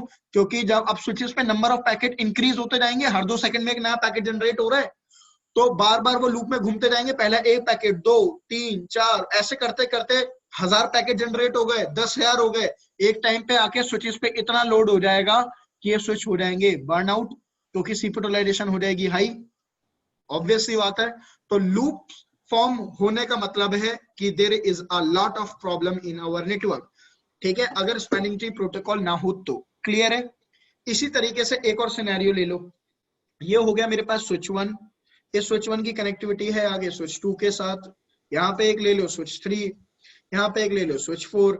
मैंने आपको बोला कि जब भी रिडंडेंसी होगी, जब भी बैकअप पाथ होगा, तभी आपका लूप फॉर्म होगा। यहाँ पे बैकअप ऑप्शन है। क्यों? अगर मान लो ये पाथ डाउन हो गया तो यहाँ से डेटा फॉरवर्ड हो सकता है, ये डाउन हो जाए तो यहाँ से फॉरवर्ड हो सकता है। तो मतलब बैकअप तो ऑप्शन है ना यहाँ पे। अब इस PC1 ने आर्क रिक्वेस्ट जनरेट करी, तो आर्क रिक्वेस्ट जनरेट होकर कहां जाएगी? स्विच 1 2 के पास ट्रंक पोर्ट है भाई, ये इसको देगा। अब ये इसको देगा, ये इसको देगा। मतलब सेम आर्क रिक्वेस्ट उसको 2 अलग अलग पोर्ट पे मिलेगी। तो मैक फ्लैपिंग फिर से हो गई, तो आर्क तो क्या हो गया? लूप फॉर्म हो गया। तो स्पैनिंग ट्री बेसिकली करता क्या है? Spanning tree protocol on the basis of election, कुछ इलेक्शन परफॉर्म होते हैं और अपने स्पैनिंग ट्री प्रोटोकॉल स्विचेस के कुछ पोर्ट्स को कर देता है ब्लॉक। मान लो स्पैनिंग ट्री प्रोटोकॉल ने यहाँ पे इस पोर्ट को कर दिया ब्लॉक, तो जब PC1 ने आर्क रिक्वेस्ट जनरेट करी, वो किसको भेजी? स्विच 1 को। स्विच 1 देगा इसको, ये देगा इसको। अब जब स्विच 1 यहां से बाहर भेजेगा, ये पोर्ट तो ब्लॉक पड़ा है, तो आर्क रिक्वेस्ट स्विच 3 को इस पोर्ट से मिलेगी नहीं, तो मैक फ्लैपिंग रुक गई। अब मान लो अगर ये लिंक यहां से टूट जाए, डाउन हो जाए, या ये लिंक टूट जाए, तो स्पैनिंग ट्री प्रोटोकॉल इस पोर्ट को एक्टिव कर देगा। अब डेटा फॉरवर्डिंग यहां से होगी। तो इसका मतलब क्या है? Spanning tree protocol is used to avoid loops while keeping redundancy। मतलब redundancy भी रखेगा, बैकअप पाथ भी रखेगा, लेकिन लूप्स भी अवॉइड कर देगा। Is it clear to all of you? Practical देख लो फटाफट, सिस्को पैकेट ट्रेसर पे दिखा देता हूं तुम्हें, उसके बाद हम चलते हैं आगे।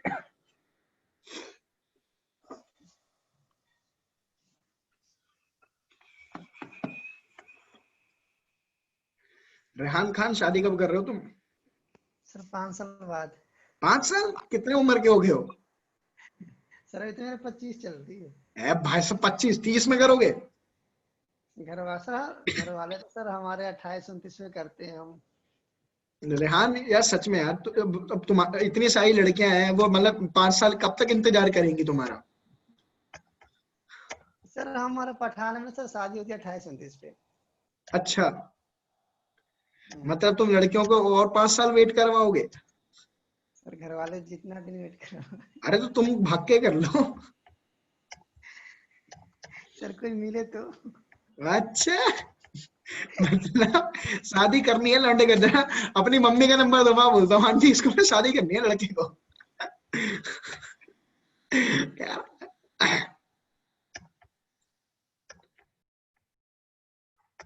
देखो स्पैनिंग ट्री प्रोटोकॉल पोर्ट्स को कर देगा ब्लॉक थोड़ी देर में, देखना इन इस टोपोलॉजी में भी कोई ना कोई पोर्ट ब्लॉक हो जाएगा और इस टोपोलॉजी में भी कोई ना कोई पोर्ट ब्लॉक हो जाएगा। दीपक तुम कब तक कर रहे हो शादी? आपकी शादी के बाद सर। मेरी शादी के बाद? भाई फिर तो बैठे रहोगे जिंदगी भर। फिर बैठोगे जिंदगी भर। अब भूल जाओ तुम। अच्छा ये देखो, यहाँ पे ये स्पैनिंग ट्री प्रोटोकॉल ने इस पोर्ट को कर दिया ब्लॉक, यहाँ पे स्पैनिंग ट्री प्रोटोकॉल ने इस पोर्ट को कर दिया ब्लॉक। तो it's clear, spanning tree protocol port को ब्लॉक कर देता है। अब तुम्हें मैक फ्लैपिंग दिखा भी देता हूँ। तो इसके लिए मैक फ्लैपिंग दिखाने के लिए सारे स्विचेस से पहले स्पैनिंग ट्री प्रोटोकॉल हटा देता हूँ। इस स्विच पे चलते हैं, स्पैनिंग ट्री प्रोटोकॉल हटा देता हूँ। कमांड कैसे है स्पैनिंग ट्री प्रोटोकॉल हटाने की, सीसी ने पढ़ के आया हो तो तुम भी पता होनी चाहिए। कॉन्फ़िगरेशन मोड में आओ, no spanning tree VLAN 1, by default सारे स्विचेस पे VLAN 1 ही होगा, तो VLAN 1 के लिए स्पैनिंग ट्री मैंने कर दिया बंद। देखो मैंने इस स्विच से स्पैनिंग ट्री हटा दिया तो इसने अपना पोर्ट ब्लॉक कर लिया। इससे आओ इसका भी यही काम करते हैं। आओ सिखाऊं तुम्हें प्यार का फंडा, नो स्पैनिंग ट्री VLAN 1, इससे स्पैनिंग ट्री हटाया तो भाई इसने अपना पोर्ट ब्लॉक कर लिया। नो स्पैनिंग ट्री VLAN 1, ओ VLAN 1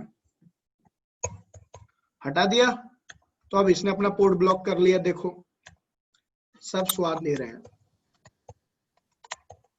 no spanning tree VLAN 1, सारे स्विचेस से स्पैनिंग ट्री प्रोटोकॉल हटा दिया मैंने, चारों के चारों स्विचेस से। अब दो स्विच लेते हैं, इनको कनेक्ट करते हैं, दो पीसीज, और इनको पिंग करा के देखते हैं। भाई जब आर्प रिक्वेस्ट रिजॉल्व नहीं होगी तो पिंग तो हो गई नहीं, और फिर हम देखेंगे मैप फ्लैपिंग सच में होती है क्या। अब इन पीसीज को लेते हैं IP address, without IP address you can't ping them. हाँ आईपी एड्रेस ले लो 10.0.0.1, यहाँ पे आईपी एड्रेस ले लो 10.0.0.2, इनवैलिड आईपी एड्रेस। चलो पिंग करके देखो, यहां से पैकेट उठाओ पिंग करो, इन प्रोग्रेस फेल्ड, फिर से देखो इन प्रोग्रेस फेल्ड। अब इस स्विच की मैक एड्रेस टेबल देखते हैं। चलो क्या कमांड है, ये लेयर 2 स्विच है, लेयर 2 स्विच की मैक एड्रेस कैसे देखते हैं, मैक एड्रेस टेबल। तुम देखना मैक फ्लैपिंग होते हुए दिखेगी। देख लो जो लास्ट मैक एड्रेस है और सेकंड लास्ट मैक एड्रेस है उसका बार बार पोर्ट नंबर चेंज हो रहा है, देख रहे हो ना।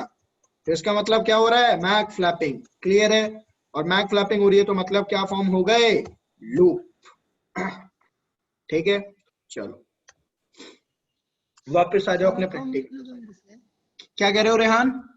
सर आप कब मिलोगे मेरे से? क्या कब मिलूंगा आपसे मैं? हाँ मेरे से मिलने की इतनी बेताबी। सर एक्चुअली मेरा नेट काम नहीं कर इसलिए आवाज स्लो जा रहा होगा। नहीं मिलूंगा यार भाई, मैं मिलूंगा, टेंशन मत लो, कल परसों में मिल लूंगा तुमसे। ठीक है चलो अब स्पैनिंग ट्री प्रोटोकॉल में आगे बढ़ते हैं। स्पैनिंग ट्री प्रोटोकॉल में कुछ टर्म्स हैं जिन पे हमको फोकस करना है। सबसे पहला टर्म है हमारा बीपीडीयू।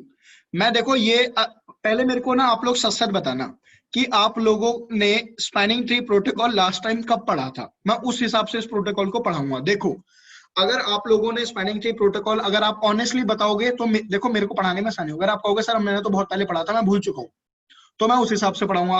अगर आप तीनों ये कह दोगे नहीं सर हमें तो अच्छे से पता है स्पैनिंग ट्री प्रोटोकॉल सीसीएनए वाला, तो फिर मैं उस हिसाब से पढ़ाऊंगा। फिर मैं बिल्कुल ज्यादा स्क्रैच में ना जाके थोड़ा सा बिल्कुल स्क्रैच में नहीं जाऊंगा, नहीं तो अभी मेरे को बिल्कुल स्क्रैच में जाना पड़ेगा।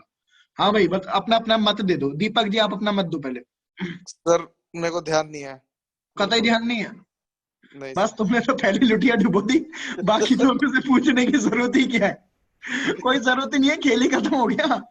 एक ने बोल दिया बाकी दो पूछो मत पूछो।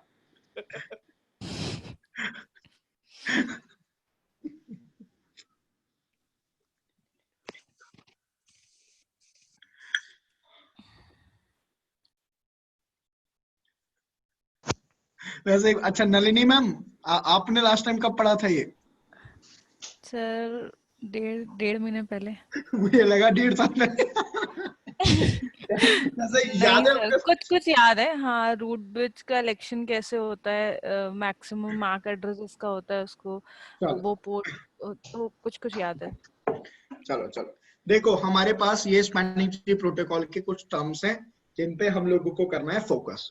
BPDU, root bridge, designated port, non designated port. Non designated port दो तरीके के होते हैं, एक होता है रूट पोर्ट, एक होता है ब्लॉक पोर्ट। तो हमें इन सारे टर्म्स पे फोकस करना है, ठीक है। सबसे पहले बात करते हैं कि बीपीडीयू होता क्या है, ठीक है। देखो, BPDU stands for bridge protocol data unit. अब ब्रिज, ये बीपीडीयू होते क्या है, देखो बीपीडीयू आर मैसेजेस। अब ये कैसे मैसेजेस होते हैं, ये आपके ऐसे मैसेजेस हैं जिनके अंदर स्विचेस की डिटेल इंफॉर्मेशन होती है related to spanning tree protocol. मतलब स्पैनिंग ट्री प्रोटोकॉल से रिलेटेड जितनी भी डिटेल इंफॉर्मेशन चाहिए एक स्विच को, वो किसके अंदर होती है, बीपीडीयू मैसेज के अंदर। Is it clear? अब होता क्या है, अगर आप लोगों को सीसीएनए के राउटिंग प्रोटोकॉल याद हो तो एक ये हो गया राउटर R1, ये एक राउटर हो गया R2। अगर आप लोगों को याद हो EIGRP, OSPF, तो जैसे ही दो राउटर आपस में कनेक्ट होते हैं ये एक दूसरे को भेजते हैं हेलो मैसेज, राइट गाइज।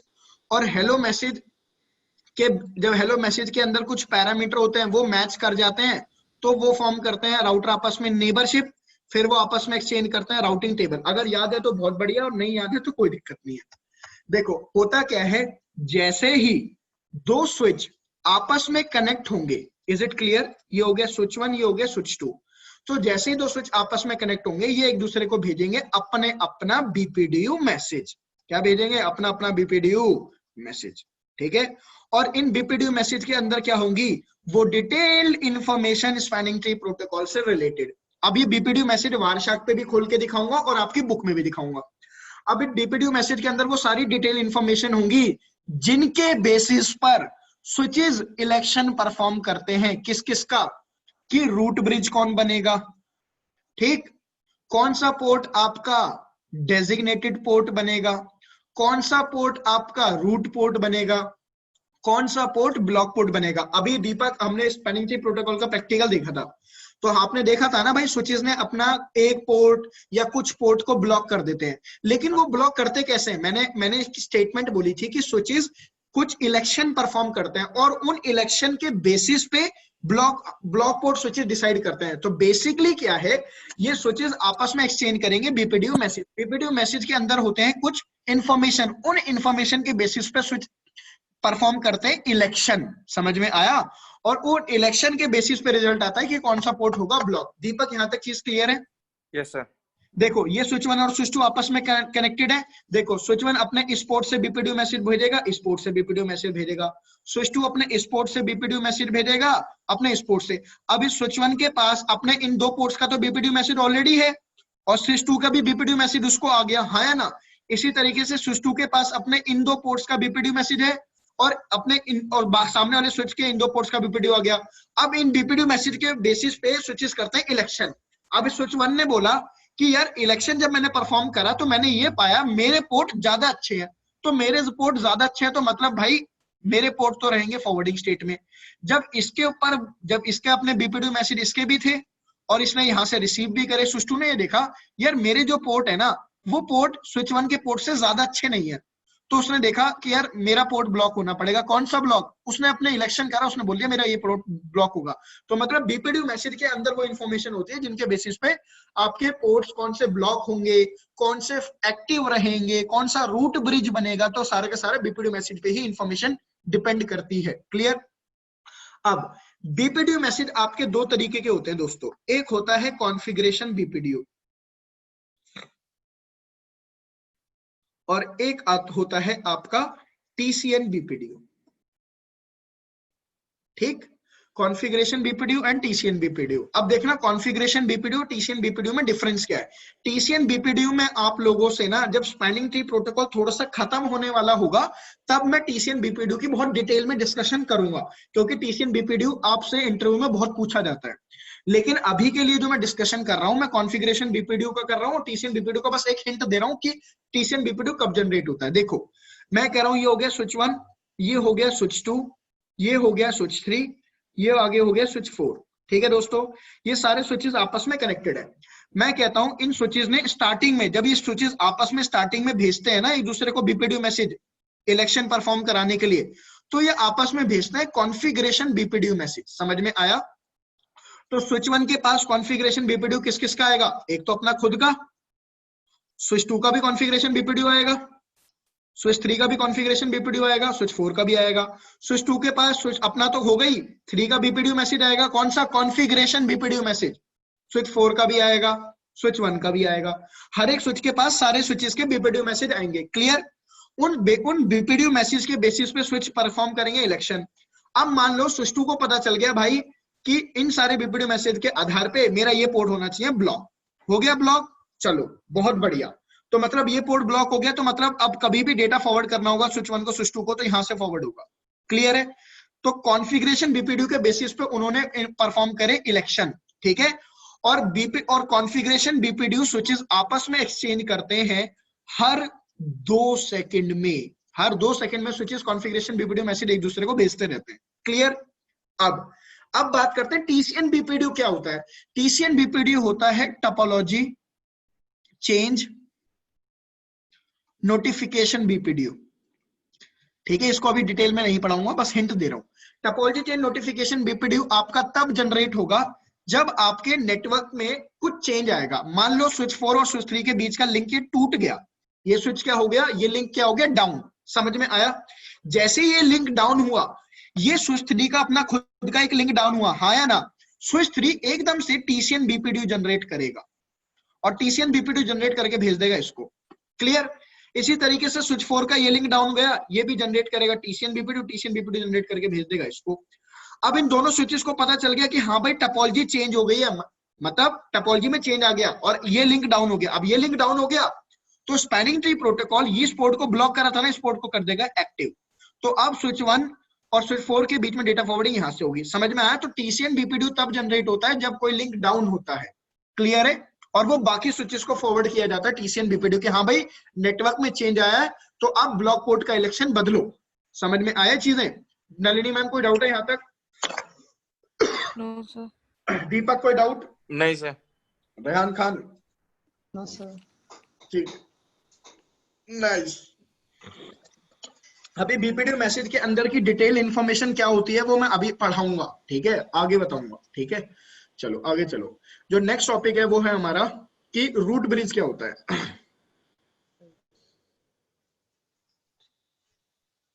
अब रूट ब्रिज हमारा होता है बॉस इन स्विचेस। 4 स्विच है, चारों स्विच आपस में बीपीडीयू मैसेज एक्सचेंज करेंगे। तो बीपीडीयू मैसेज एक्सचेंज करने के बाद वो चारों स्विचेस सबसे पहले करते हैं आपस में रूट ब्रिज का इलेक्शन। रूट ब्रिज का इलेक्शन होने का मतलब है वो स्विच हो जाएगा बॉस, मतलब बाकी सारे स्विच उस बॉस के हिसाब से चलेंगे। समझ में आया? Root bridge is just like central reference point in switches. ठीक है, जिसके अकॉर्डिंग बाकी सारे स्विच काम करते हैं। अब रूट ब्रिज का इलेक्शन कैसे होता है वो देखो।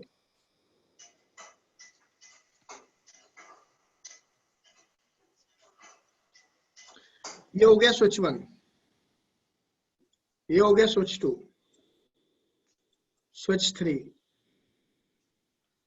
स्विच 4। 4 स्विचेस आपस में कनेक्टेड है। सबसे पहले जब भी रूट ब्रिज का इलेक्शन होता है तो सबसे पहली चीज देखी जाती है प्रायोरिटी। और प्रायोरिटी क्या होती है? प्रायोरिटी होती है एक डेसिमल वैल्यू। 1 2 3 जैसे नंबर होता है वैसे एक डेसिमल वैल्यू होती है। बाय डिफॉल्ट जो सिस्को के स्विच की प्रायोरिटी होती है ना वो होती है 3 2 7 6 8। और आप प्रायोरिटी को बढ़ा भी सकते हो घटा भी सकते हो इनटू द मल्टीपल्स ऑफ 4096। मतलब minimum priority can be 0, next priority will be 4096, next priority will be 8192। इसी तरीके से बढ़ाते बढ़ाते 32768 पे पहुंच जाओ। देन ऐसे बढ़ाते बढ़ाते जो लास्ट प्रायोरिटी हो सकती है वो हो सकती है 61140। और बाय डिफॉल्ट सिस्को के स्विचेस की जो प्रायोरिटी होती है पहले से ही, कोई सा भी स्विच हो, चाहे लेयर 2 स्विच चाहे लेयर 3 स्विच, सबकी प्रायोरिटी होती है 32768। तो इसकी प्रायोरिटी क्या हो गई 32768, इसकी प्रायोरिटी 32768, इसकी प्रायोरिटी 32768, इसकी प्रायोरिटी 32768। अगर सारे स्विचेस की प्रायोरिटी सेम है तो इलेक्शन प्रोसेस हो गया टाई, वरना जिसकी प्रायोरिटी लीस्ट होती है वो प्रेफर होती है। ठीक है, लीस्ट प्रायोरिटी इज प्रेफर्ड। तो यहाँ पे अगर मैं किसी स्विच की कमांड चला के प्रायोरिटी 4096 कर दूं या 0 कर दूं, प्रायोरिटी कम कर दूं, तो वो स्विच बन जाएगा रूट ब्रिज। क्लियर? लेकिन इस सिचुएशन में मेरा रूट ब्रिज का इलेक्शन क्या हो गया टाई। तो जो नेक्स्ट चीज देखी जाती है वो देखी जाती है आपकी मैक एड्रेस। हर एक स्विच का अपना एक मैक एड्रेस होता है भाई। ठीक है, तो देखो अगर आपसे कोई पूछे ना स्विच का मैक एड्रेस होता है, स्विच के पोर्ट का दो मैक एड्रेस होता है। एक तो होता है स्विच का अपना खुद का मैक एड्रेस जिसको हम बोलते हैं बेस मैक एड्रेस, और स्विच के हर एक पोर्ट का एक अपना मैक एड्रेस भी होता है। याद रखना है इस चीज को। ठीक है, तो यहाँ पे स्विच का बेस मैक एड्रेस की बात हो रही है हर एक पोर्ट के मैक एड्रेस के लिए। उसके बाद देखा जाएगा क्या आपका मैक एड्रेस, और जिसका भी मैक एड्रेस लीस्ट होगा वो प्रेफर होता है। जिसका सबसे छोटा मैक एड्रेस होगा वो प्रेफर होगा। अब मान लो इसका मैक एड्रेस है 12 कैरेक्टर का होता है ना मैक एड्रेस। मान लो कि इसका मैक एड्रेस है 0000.000.000.000A, इसका मैक एड्रेस है 0000.00000.000B, इसका मैक एड्रेस मान लो लास्ट का 000C, इसका मैक एड्रेस मान लो .000D। अब तुम चारों के मैक एड्रेस देखो तो ए वाला सबसे छोटा है, ए की वैल्यू क्या होती है 10, बी क्या होता है 11, सी क्या होता है 12, डी होता है 13। तो ये आपका स्विच बन जाएगा क्या रूट ब्रिज। अब तुम कहोगे सर इन सारे स्विचेस को आपस में कैसे पता चलेगा इनकी क्या प्रायोरिटी है और क्या मैक एड्रेस है। मैंने तुम्हें क्या बताया था अभी थोड़ी देर पहले कि जैसे ही ये स्विच आपस में कनेक्ट होंगे या आपस में क्या एक्सचेंज करेंगे कॉन्फ़िगरेशन बीपीडीयू। उन कॉन्फ़िगरेशन बीपीडीयू मैसेज के अंदर ये प्रायोरिटी वैल्यू और मैक एड्रेस इंफॉर्मेशन होती है। तो स्विच 1 के पास स्विच 2 का भी बीपीडीयू आएगा, स्विच 3 का भी बीपीडीयू आएगा और स्विच 4 का भी बीपीडीयू आएगा। तो चारों का बीपीडीयू आएगा तो चारों की प्रायोरिटी उसको पता चलेगी और मैक एड्रेस पता चलेगा, स्विच 4 को भी, स्विच 3 को भी, स्विच 2 को भी। तो स्विच 1 के पास जब बाकी स्विचेस का मैक एड्रेस और प्रायोरिटी आएगी तो उसको पता चल जाएगा भाई मेरी प्रायोरिटी और मेरा मैक एड्रेस सबसे कम है तो मैं रूट ब्रिज बनूंगा। बाकी सारे स्विच क्या हो जाएंगे non root bridge. Nalini ma'am कोई डाउट यहां तक? दीपक सर ये पूछना था ये प्रायोरिटी ये 4096 के उसमें ही मल्टीपल्स में क्यों होती है? ये भाई इसका आंसर मेरे को नहीं पता यार कि प्रायोरिटी 4096 के मल्टीपल में क्यों हो सकती है यार। इतना मैं कभी अंदर घुस के मैंने सोचा नहीं। ठीक है, ठीक है सर। देखो कुछ ना कुछ लॉजिक जरूर होगा, मैं बिल्कुल मना नहीं कर रहा। ठीक है, बट मुझे नहीं पता यार क्या लॉजिक हो सकता है कि यार 32768 है। अब डोंट नो। ठीक है, यहां तक। अब बताओ इसके अलावा कोई डाउट है दीपक?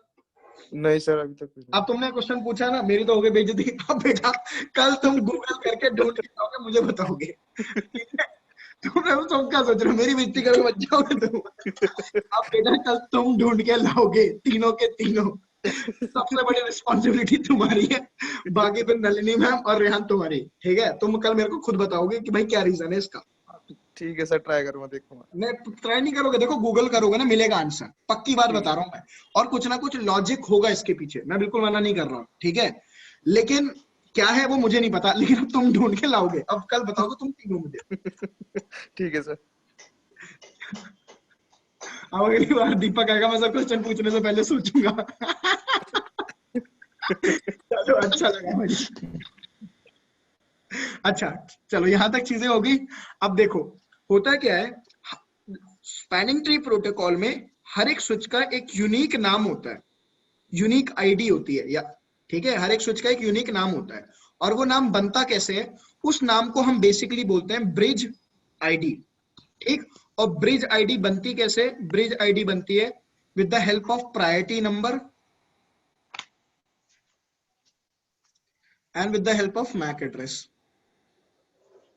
अब प्रायोरिटी नंबर भी दो चीजों से मिलके बनी है, एक होती है प्रायोरिटी नंबर प्लस वीएलएन आईडी, फिर मैक एड्रेस। कोई किचन में काम कर रहा है क्या? मुझे चिमटों की आवाज आ रही है। ये नलिनी मैम आप तो नहीं हो? सर कैसे मैं काम करके पढ़ाई कैसे कर सकती हूँ? वैसे भी मेरा नहीं। माइक ऑफ है। अच्छा, पता नहीं, मेरे को चिमटों चिमटों की आवाज आ रही है। मैंने कहा गृहस्थ जीवन हाँ तो सर, लड़के भी चिमटे चिमटे चला सकते हैं, लड़कियां थोड़ी चलाती हैं। नहीं नहीं मैम, गृहस्थ जीवन इस वक्त आपका ही है ना। चलो, तो देखो ये ब्रिज आईडी क्या है। ब्रिज आईडी एक स्विच का यूनिक नेम है, ठीक है। वो कैसे बना है? Priority number plus VLAN ID plus MAC address. तो देखो इस वक्त मैं कह रहा हूँ सारे स्विचेस पे चल रही है वीलन 1। तो हर एक अगर मेरे को स्विच 1 की बात करनी होगी तो स्विच 1 की यूनिक आइडेंटिटी क्या हो गई, उसकी ब्रिज आईडी क्या हो गई? प्रायोरिटी नंबर बाय डिफॉल्ट क्या होता है? 32768। वीलन आईडी का मतलब कौन सी वीलन के लिए वो इलेक्शन कर रहे हैं रूट ब्रिज का, और मैक एड्रेस क्या हो गया भाई? मैक एड्रेस ये था। तो बेसिकली प्रायोरिटी नंबर हो गया 32769, मैक एड्रेस क्या हो गया ये। तो इसका मतलब कि स्पैनिंग ट्री प्रोटोकॉल में रूट ब्रिज का इलेक्शन होता है on the basis of bridge ID, और जिस भी स्विच की लीस्ट ब्रिज आईडी होती है, छोटी ब्रिज आईडी होती है, वो बन जाता है मेरा रूट ब्रिज। क्लियर है भाई? इसका प्रैक्टिकली आप देख लो। इसका प्रैक्टिकल दिखाने के लिए आप लोगों को लेके चलते हैं वेब IOU पे। डायग्राम पे आओ। तो ये आपकी ओवरऑल टोपोलॉजी है।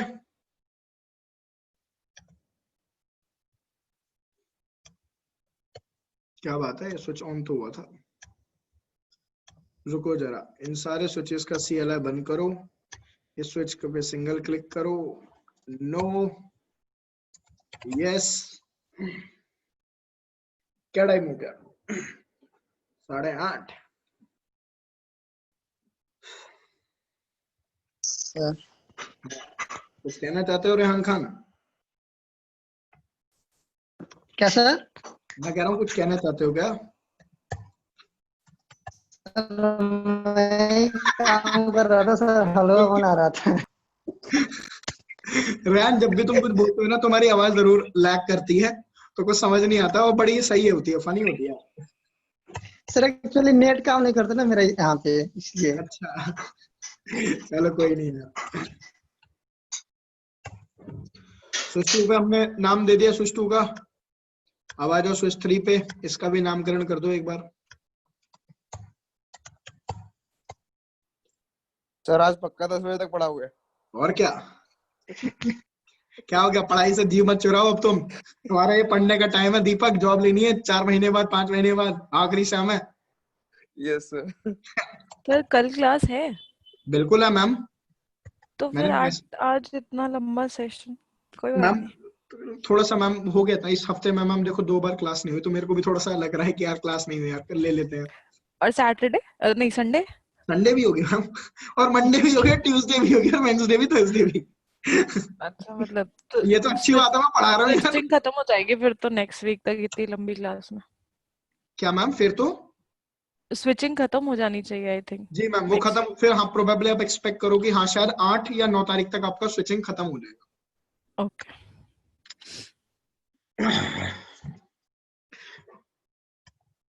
देखो मैं आपको एक सच और बता रहा हूँ, मैं जाऊंगा 3-4 दिन के लिए, ठीक है। 3 दिन का आपको, 3 या 4 दिन का आपको मिलेगा ब्रेक। स्विचिंग जैसे ही खत्म होगी, फिर 12 के अराउंड से आपका राउट फिर मैं कंटिन्यू कर दूंगा, ठीक है। तो मतलब मेरे को जाना है 8 की मॉर्निंग में, 8 की शाम में। तो मैं चाह रहा हूँ उससे पहले आपका स्विचिंग खत्म हो जाए, फिर आपका 3-4 दिन का ब्रेक हो जाएगा, और फिर आप उसमें स्विचिंग अपना रिवाइज कर लेना, प्रैक्टिकल वगैरह कर लेना, और फिर हम राउट चालू कर लेंगे। ओके। सर किसी की शादी में जा रहे हो क्या आप? हैं? किसी की शादी में जा रहे हो क्या? करवा दो भाई, चले जाएंगे हम।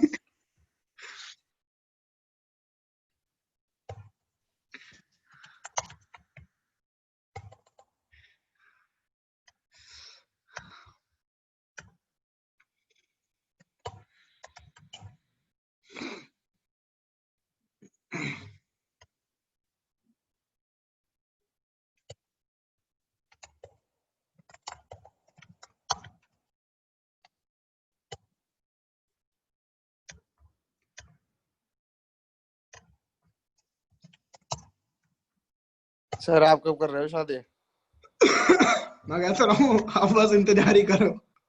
ऐसा कुछ नसीब में नहीं है अपने।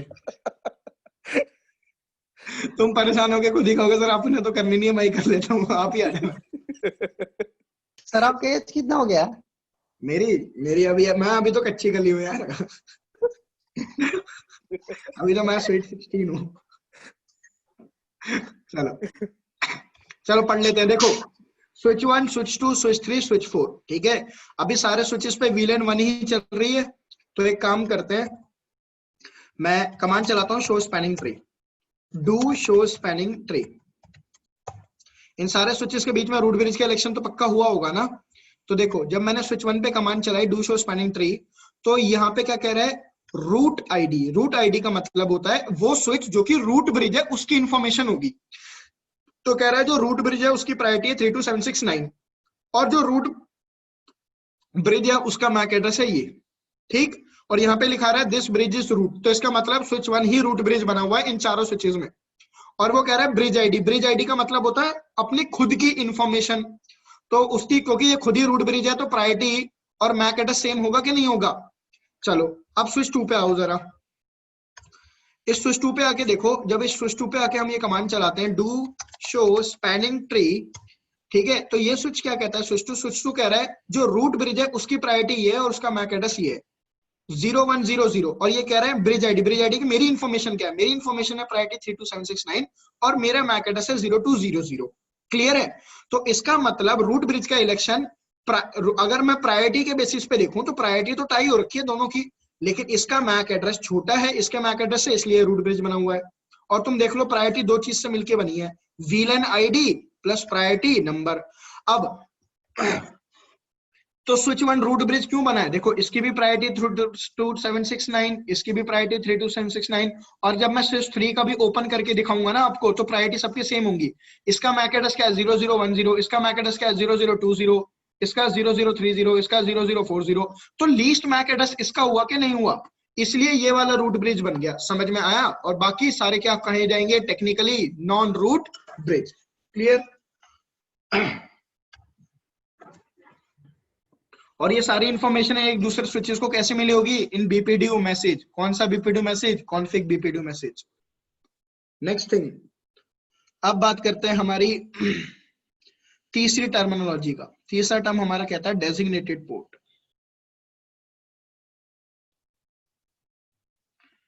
डेजिग्नेटेड पोर्ट कौन से पोर्ट होते हैं, हमारा डेजिग्नेटेड पोर्ट वो पोर्ट है जिन पोर्ट से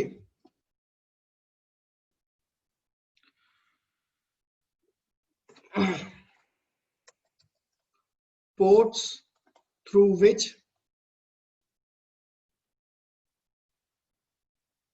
BPDU messages are sent।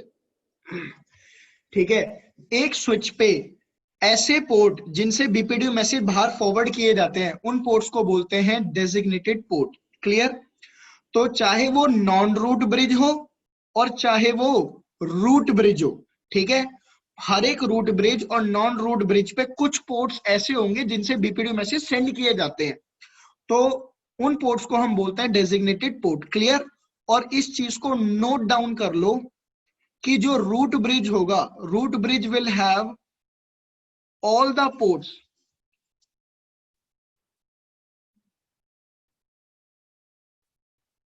As designated port.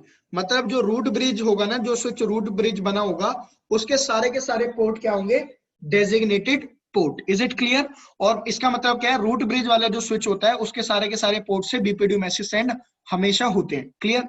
Fourth terminology क्या है, नॉन डेजिग्नेटेड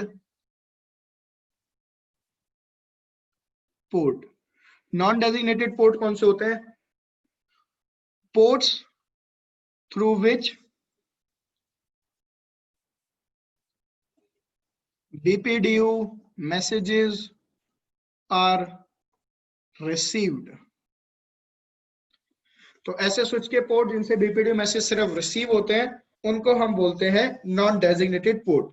ठीक है। अब क्योंकि एक जो रूट ब्रिज होता है, रूट ब्रिज के तो सारे के सारे पोर्ट क्या होते हैं, डेजिग्नेटेड पोर्ट, तो उस पे तो कोई नॉन डेजिग्नेटेड पोर्ट होगा नहीं। लेकिन जो नॉन रूट ब्रिज होते हैं उस पे कुछ पोर्ट्स होंगे नॉन डेजिग्नेटेड पोर्ट जिनसे वो बीपीडीयू मैसेज रिसीव करेंगे, ठीक है। नॉन डेजिग्नेटेड पोर्ट से कभी भी बीपीडीयू मैसेज सेंड नहीं होते हैं, ठीक। अब नॉन डेजिग्नेटेड पोर्ट भी मैंने आपको बताया था दो तरीके के होते हैं, एक होता है रूट पोर्ट, एक होता है आपका ब्लॉक पोर्ट, ठीक। अब रूट पोर्ट कौन से होंगे हमारे? रूट पोर्ट वो पोर्ट होंगे which provides best path from a non root bridge to reach to root bridge. मतलब एक नॉन रूट ब्रिज से रूट ब्रिज पे पहुंचने के लिए बेस्ट पाथ प्रोवाइड करते हैं रूट पोर्ट, ठीक है। And you can also note down this thing, all non-root bridge will have only one root port. If multiple root port exist, then loops will form. तो एक non root bridge पे कुछ ports होंगे non designated port, उन non designated port में से एक ही port होगा रूट पोर्ट जो बेस्ट पाथ प्रोवाइड करेगा नॉन रूट ब्रिज से रूट ब्रिज पे पहुंचने के लिए। और एक नॉन रूट ब्रिज पे सिर्फ एक ही रूट पोर्ट होगा, कभी एक से ज्यादा रूट पोर्ट नहीं हो सकते। और ब्लॉक पोर्ट कौन से होते हैं?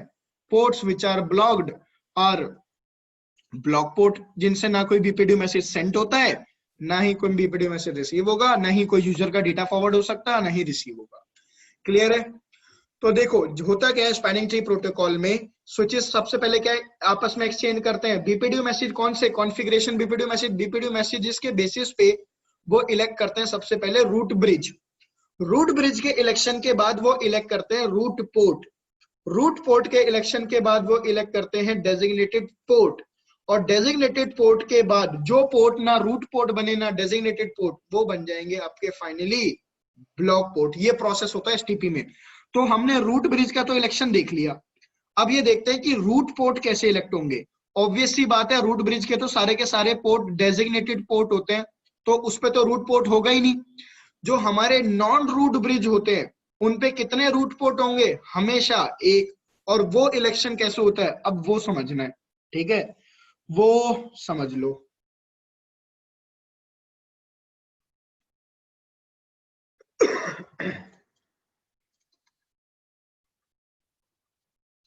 अच्छा एक काम कर रहा हूं, रूट पोर्ट का इलेक्शन समझ लो बस, ठीक है। आज के लिए छोड़ दूंगा, लेकिन कल की क्लास में फिर 10 बजे तक पढ़ाऊंगा, पहले ही बता देता हूं। मेंटली प्रिपेयर होके आना। रूट पोर्ट इलेक्शन देख लो बस, आज का लास्ट टॉपिक है। और फिर भी तुम कहोगे तो मैं तो पढ़ा दूंगा, मेरा क्या। रूट पोर्ट इलेक्शन कैसे होगा देखो जरा। ये हो गया स्विच 1, ये हो गया स्विच 2, ये हो गया स्विच 3, ये हो गया switch 4। Done.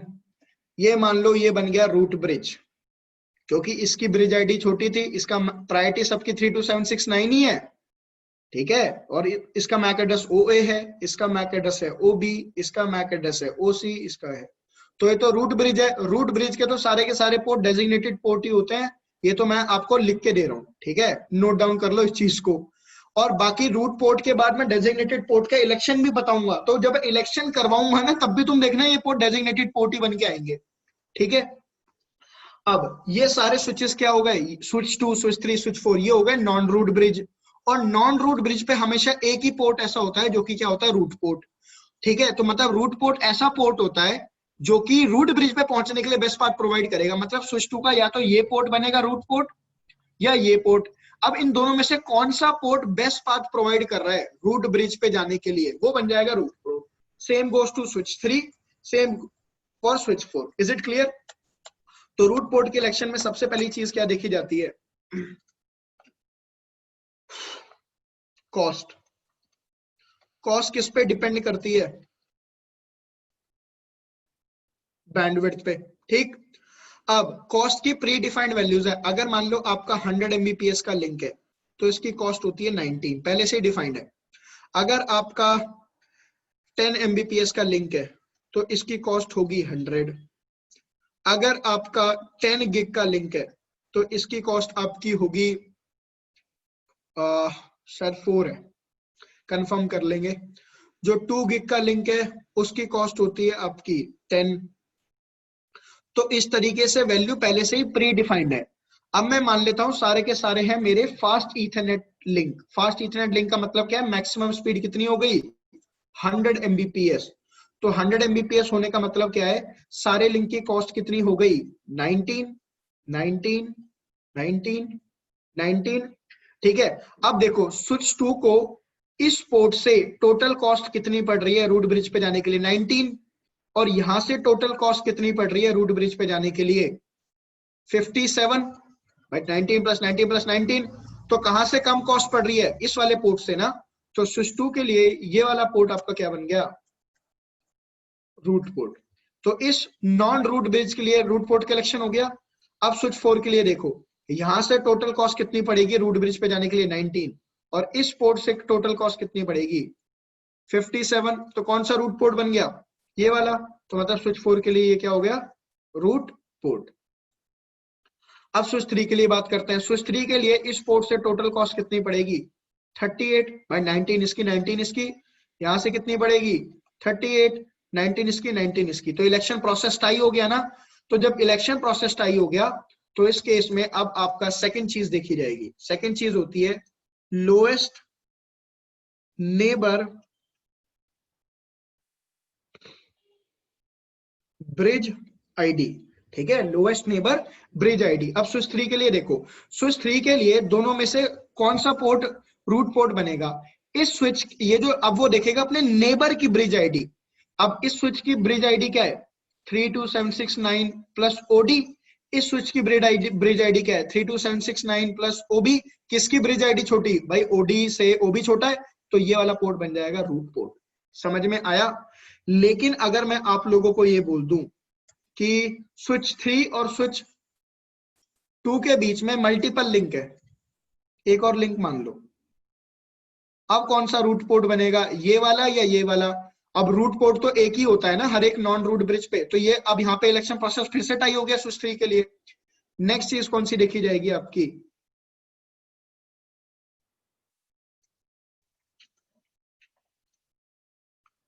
Lowest neighbour port priority. Lowest neighbour port priority, neighbour की पोर्ट प्रायोरिटी। देखो स्विच 3 के लिए नेबर कौन सा है स्विच 2। अब उसके बाय डिफॉल्ट जो सिस्को के स्विच होते हैं ना, उनकी जो पोर्ट की प्रायोरिटी होती है वो होती है 128। और आप प्रायोरिटी को इंक्रीमेंट भी कर सकते हो, डिक्रीमेंट भी कर सकते हो इनटू द मल्टीपल्स ऑफ 16। तो बाय डिफॉल्ट प्रायोरिटी इसकी क्या है 128, इसकी प्रायोरिटी क्या है 128। तो फिर से इलेक्शन टाई हो गया। लेकिन अगर मैं इसकी प्रायोरिटी 112 कर दूं, मैं 16 के मल्टीपल में डिक्रीमेंट कर सकता हूँ, इंक्रीमेंट कर सकता हूँ, तो जिसकी प्रायोरिटी कम होगी वो बन जाएगा रूट पोर्ट। तो ये बन जाएगा अब रूट पोर्ट। समझ में आया। लेकिन अभी दोनों की प्रायोरिटी अगर मान लो सेम है 128 है, तो फिर 4 चीज देखी जाती है, लोएस्ट नेबर पोर्ट आईडी। ठीक है, अब देखो मान लो इस इंटरफेस का नाम है F0/0, इस इंटरफेस का नाम है F0/1। स्विच 3 के लिए उसका जो नेबर है, स्विच 2 नेबर है, उसकी पोर्ट आईडी क्या है, इसकी पोर्ट आईडी F0/0, इसके पोर्ट आईडी क्या है F0/1। तो किसकी पोर्ट आईडी छोटी हुई है, छोटी हुई ना, तो ये बन जाएगा root port. This is how the root ports are elected. Nalini ma'am आपको कोई डाउट? तो दीपक, नहीं सर। रेहान खान? नहीं सर। ठीक है, आज की क्लास के लिए इतना। अब ध्यान से सुन लो, कल की क्लास में जितना आज एसटीपी का पढ़ा हुआ है, पहले मैं आप लोगों से सारा पूछूंगा, ऑनेस्टली बोल रहा हूँ, और उसके बाद आप लोगों से फिर आगे पढ़ाऊंगा डेजिग्नेटेड पोर्ट का। देखो कल की क्लास में क्या क्या होगा पहले सुन लो। कल की क्लास में पढ़ाऊंगा इवनिंग 7 PM to 10 PM। ठीक है, बीच में ब्रेक दे दूंगा, परेशान मत हो। और कल की क्लास में क्या क्या कवर करना है सुन लो ध्यान से। एक तो ये बताऊंगा डेजिग्नेटेड पोर्ट का इलेक्शन कैसे होगा। उसके बाद बताऊंगा कि बीपीडी मैसेज के कंटेंट आपको एक तो वारशाक पे खोल के दिखाऊंगा, और फिर आपको सिस्को के स्विच पे बीपीडी मैसेज कैसे देखने वो बताऊंगा। ठीक, फिर कल की क्लास में हम डिस्कस करेंगे कि मैन्युपुलेशन कैसे कर सकते हैं रूट ब्रिज का, रूट पोर्ट का, डेजिग्नेटेड पोर्ट का, कि मैं अपने हिसाब से रूट पोर्ट बनाना चाहूँ, किसी को रूट ब्रिज बनाना चाहूँ तो कैसे कर सकता हूँ। फिर हम डिस्कस करेंगे आपके स्पैनिंग ट्री प्रोटोकॉल के टाइमर्स, फिर डिस्कस करेंगे स्पैनिंग ट्री प्रोटोकॉल की स्टेट्स, ठीक है, और फिर डिस्कस करेंगे टीसीएन बीपीडीयू क्या होता है। जब ये सारी चीजें हो जाएंगी उसके बाद जो हमारी रेस्ट ऑफ द चीजें बचेंगी, अगर टाइम बचा कल की क्लास में, तो फिर हम डिस्कस करेंगे स्पैनिंग ट्री प्रोटोकॉल के टाइप्स। जैसे कि एक हमारा होता है कॉमन स्पैनिंग ट्री प्रोटोकॉल, फिर है पर वीलेन, फिर है पर VLAN spanning tree protocol plus, एक है रैपिड स्पैनिंग ट्री प्रोटोकॉल, फिर है मल्टीपल स्पैनिंग ट्री प्रोटोकॉल, ठीक है। So probably you can expect कि कल की क्लास और परसों की क्लास आपकी पूरी स्पैनिंग ट्री प्रोटोकॉल पे जाएगी, ठीक है। तो कल 7 PM to 10 PM मिलेंगे हम लोग, ठीक है। Bye bye guys, take care, Tatas Birlas and Ambanis. Bye sir, good night. Good night भाई। Bye sir, good night.